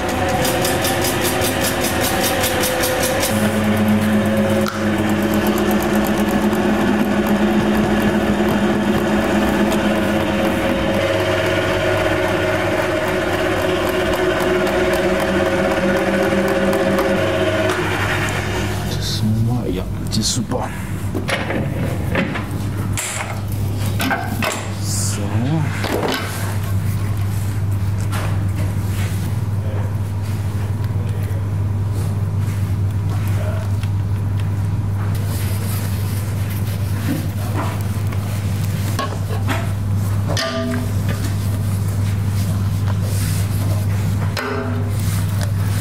Ich muss wohl schnell die Hände waschen. Genau. Ja, dann lieber die Finger weg von den. Ja. So, die machen sich ja hier gerade einen entspannten vorne. So, kann mir denn bitte Ina helfen zum. Soll ich kommen? Das ist mir vollkommen Sehr egal. gerne. Es wäre aber schön, wenn Ina helfen würde. Na klar, mag ich gerne. Das ist ja sehr schön vorbereitet. Das ist wunderbar vorbereitet. Ne? Das ist ein bisschen fester geworden heute. Ja, das macht nichts. Dann Aber dafür werden sie bombenfeste. So. Okay. Okay.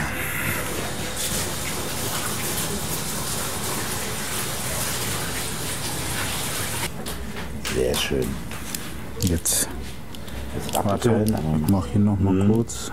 So, jetzt kannst du. So, noch immer hier.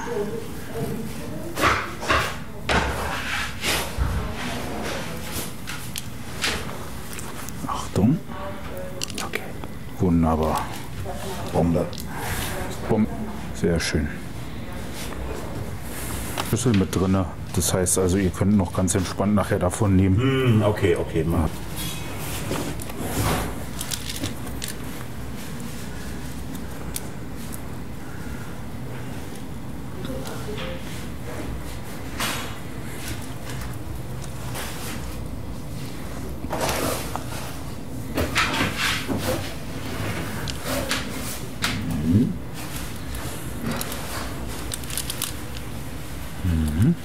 Mit Rückhand.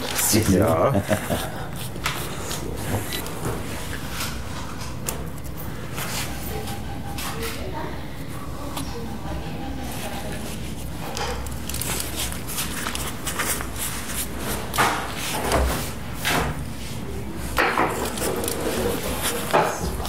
Wunderbar.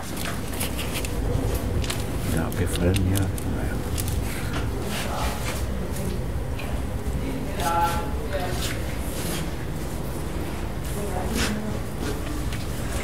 Ja.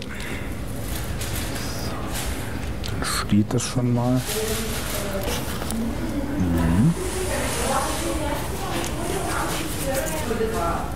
Soll ich ein bisschen ausgarnieren? Oder so? Oder? Hatte ich aber letzte Woche schon so angedeutet. Mitte Ende. Ja. Habe ich extra so gesagt. Jetzt habe ich jeden Tag gefragt, wann hier Kugeln kommen. Das ist ja ein Ding. Ist besser? Ja. Sehr schön.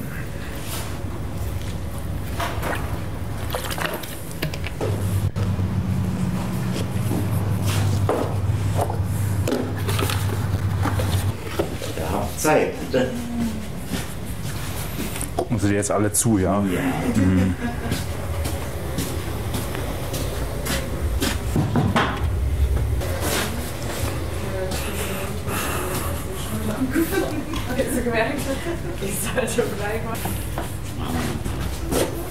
Weihnachtsblumen ran. So.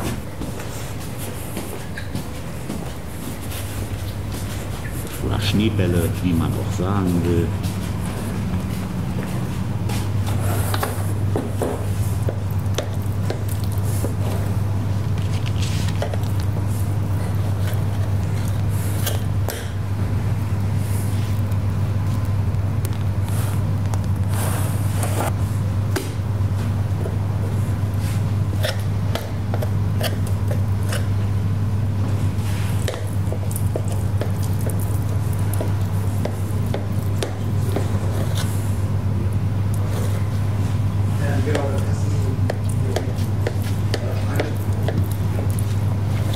Wie bist du denn zu dem Beruf des Bäckerhandwerk gekommen? Also ich habe, Papa hatte das hier 82 als selbstständiger Handwerksmeister in der DDR hier übernommen. Und und ich wusste auch nicht so richtig, was ich machen sollte. Und ein bisschen faul zum Bewerben war ich auch. Naja, und dann blieb letzten Endes dann, bin ich halt hier als Azubi, habe ich hier 85 angefangen. Damals hieß es noch Lehrling und dann habe ich das immer weitergemacht. Und letzten Endes war es ja auch richtig so. Macht ja auch Spaß. Also ist schon eine schöne Sache. Und Vater hat dann irgendwann aufgehört mit Mama zusammen. Die haben dann gesagt, als der Euro kam, meine Mutter meinte, noch eine Geldentwertung mache ich nicht mit. Hat die zu mir gesagt. Und dann habe ich das halt hier übernommen als Handwerksmeister. Aber und seitdem machen wir das hier. Genau. Wie alt ist sozusagen... Also eine Backstube an diesem Standort hier, Stargarder 69, ist seit 1898. Dann waren aber verschiedene Inhaber und immer wieder verschiedene Inhaber. Und also wie gesagt, Kaiserzeit, alle schlimmen Zeiten, das alle Tieren, war immer eine Backstube hier. Und dann waren verschiedene Inhaber und bis halt Vater dann 82 hatte das halt als selbstständiger Handwerksmeister in der DDR halt übernommen. Und seitdem sind wir hier.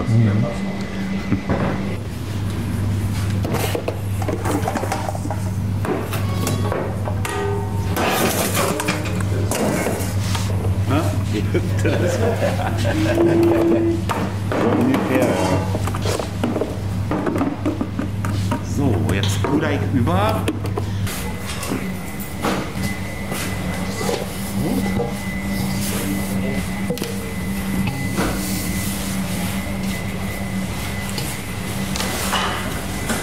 Das ist nur ein Montagkram.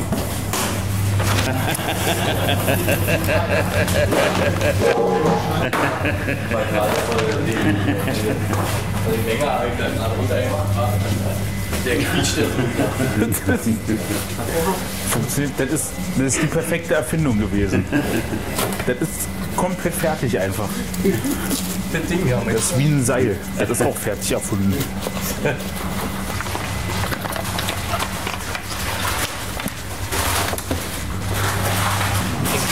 Liter. Egal. Den Schutz runtergemacht. Ja.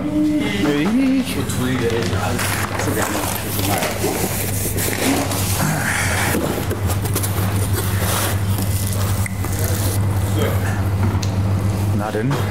Einmal das hier einzupinseln. Das ist die aufwendigere Methode. Die mögen auch nicht viele, weil du halt auch mehr Butter verwendest, weil es ja einziehen soll. Das ist ja eigentlich die Idee dahinter.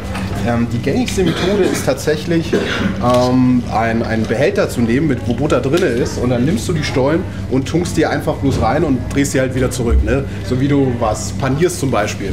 Das ist denn die deutlich günstigere Methode. Du tunkst die bloß an mit Butter, die sind nur ganz leicht bedeckt, dann kommt Zucker rüber, fertig ist das Ganze. Aber dann hast du halt nicht den Effekt, dass die Butter hier drauf ist, dass die Butter richtig einziehen kann. Und das ist ja hier nur die erste Fuhre. Hier kommt nur das erste Mal richtig Butter rein. Dann stehen die da drin, dass die Butter richtig Zeit hat zum Einziehen. Und dann kommt nochmal Butter rauf und dann erst der Zucker. Die werden für zweimal gebuttert. Deswegen haben wir hier auch über 6 Kilo Butter, die wir alleine nur für die Stollen verwenden zum Buttern. Und deswegen fährt der Meister auch kein Ferrari. Der Butterverbrauch ist richtig. Besonders auf der Stulle. Das geht alles für die Kunden drauf. Das ist der Hexe.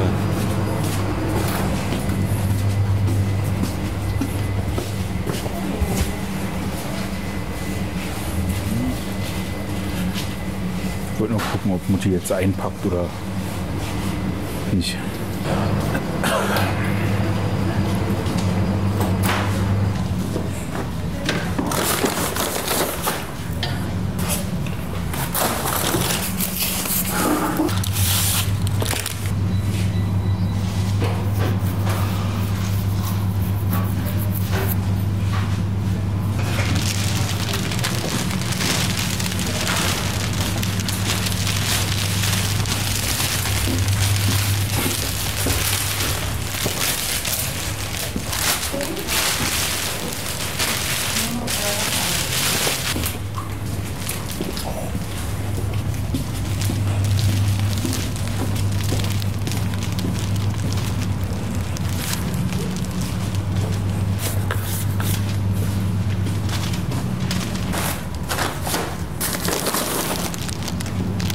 Und die Rezepte sind alle noch von damals? Ja, die sind alle noch von Vatern. Das ist alles noch genauso. Wir machen alles noch genauso, wie Vater das gemacht hatte. Ja, also die Stollen und der Pfefferkuchen, das stellen wir alle doch selber her. Und das sind alles noch die Rezepte, die wir damals auch schon hatten. Ja, wir versuchen so lange wie möglich durchzuhalten. Und dadurch, dass die Jugend ja jetzt auch dabei ist, die lassen sich auch ein bisschen was Neues einfallen und machen und sind die modern mit YouTube-Videos oder Instagram oder so. Und das bringt natürlich auch was. Also das ist gut, dass da jetzt frischer bin und da halte ich mich auch völlig raus. Die Jungs sollten mal ihr Ding machen. Dadurch, dass ich sowieso nicht mehr so dolle in eine Backstube dürfe, ist ja alles okay.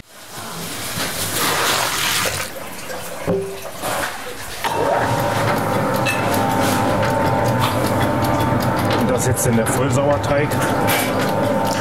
Das ist der Vollsauerteig und der steht dann jetzt praktisch wieder bis ich dann morgen anfange und die ersten Brotteige dann mache. Genau.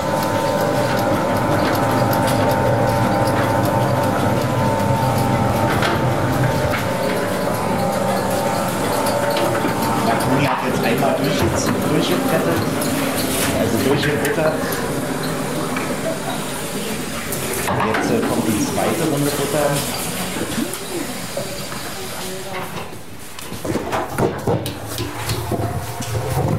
Dann kommt immer noch ein wenig Zucker rauf.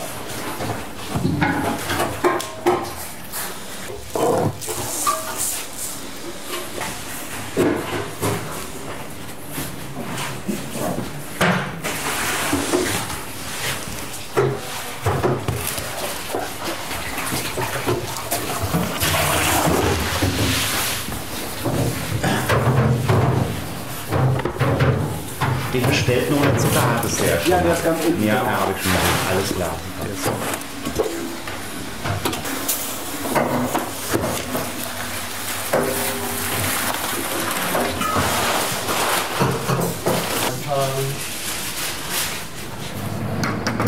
Weiß da keiner mehr?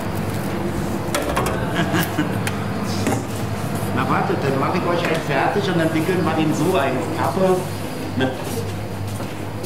Doch, wieso? Das geht doch. Wartet mal. Ja. Wird spannend nächste Woche. Bitte schön. Okay, Moment. Ich krieg's gleich. Ich habe was Soßen gemacht.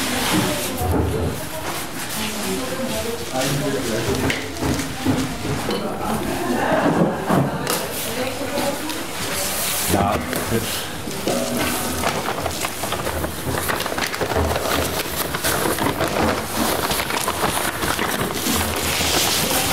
Achso, hier, ne? Dankeschön. Wow. Wow. Der sieht doch echt gut aus. Das auch noch geschafft. Dann wickelst du einfach und naja, schon gut.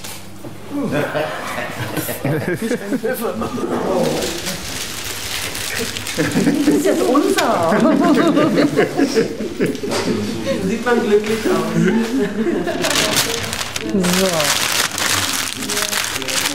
Okay, den haben wir sicher. Das ist schön, Dankeschön. Vielen Dank für den Einsatz. Ja, wie gesagt, mein Mann möchte ein halbes Vollkornbrot. Ja?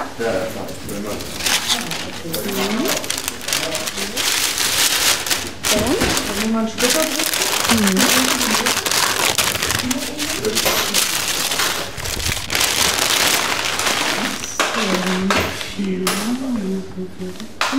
Er hat einen weißen Dominostein und einen Weihnachtssplitter.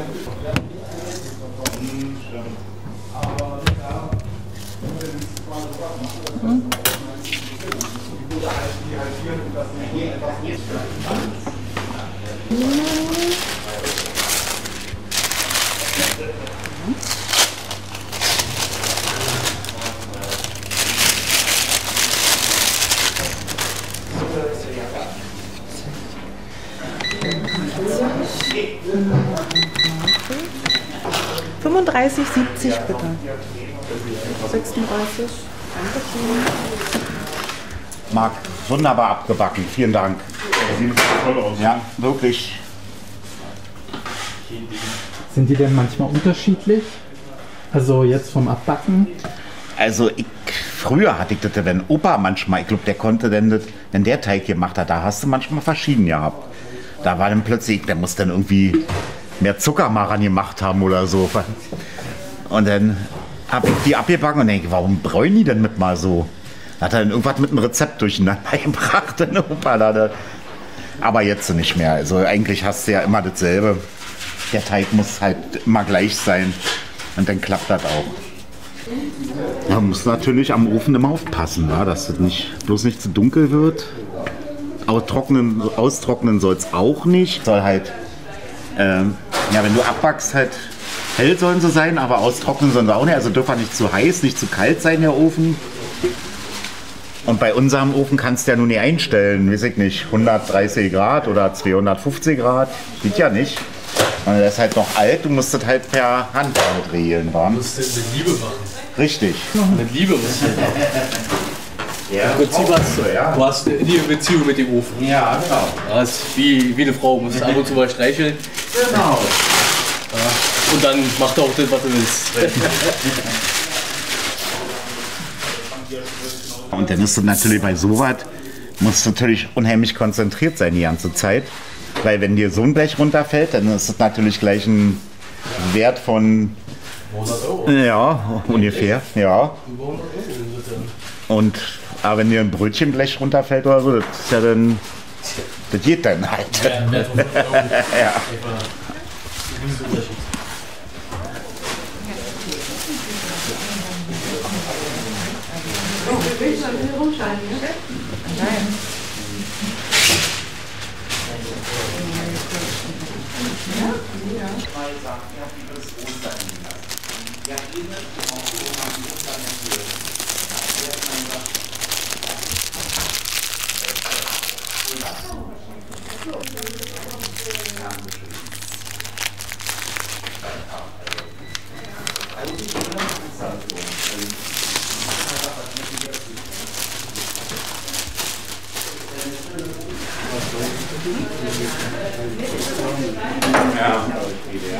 Hallo. Was nehmen wir denn? Dann nehmen wir einen Streuselkuchen bitte. Ja. Und zwei kleine Äpfel. Und zwei kleine Äpfel, ja, gern. Bei dem Wetter. Im Herbst, ja, der haben wir so auch, ne? Oh. Wo haben wir sie denn? Das war der große Äpfel. Kleine. Genau. Jetzt nochmal bitte 7,60 €, ja?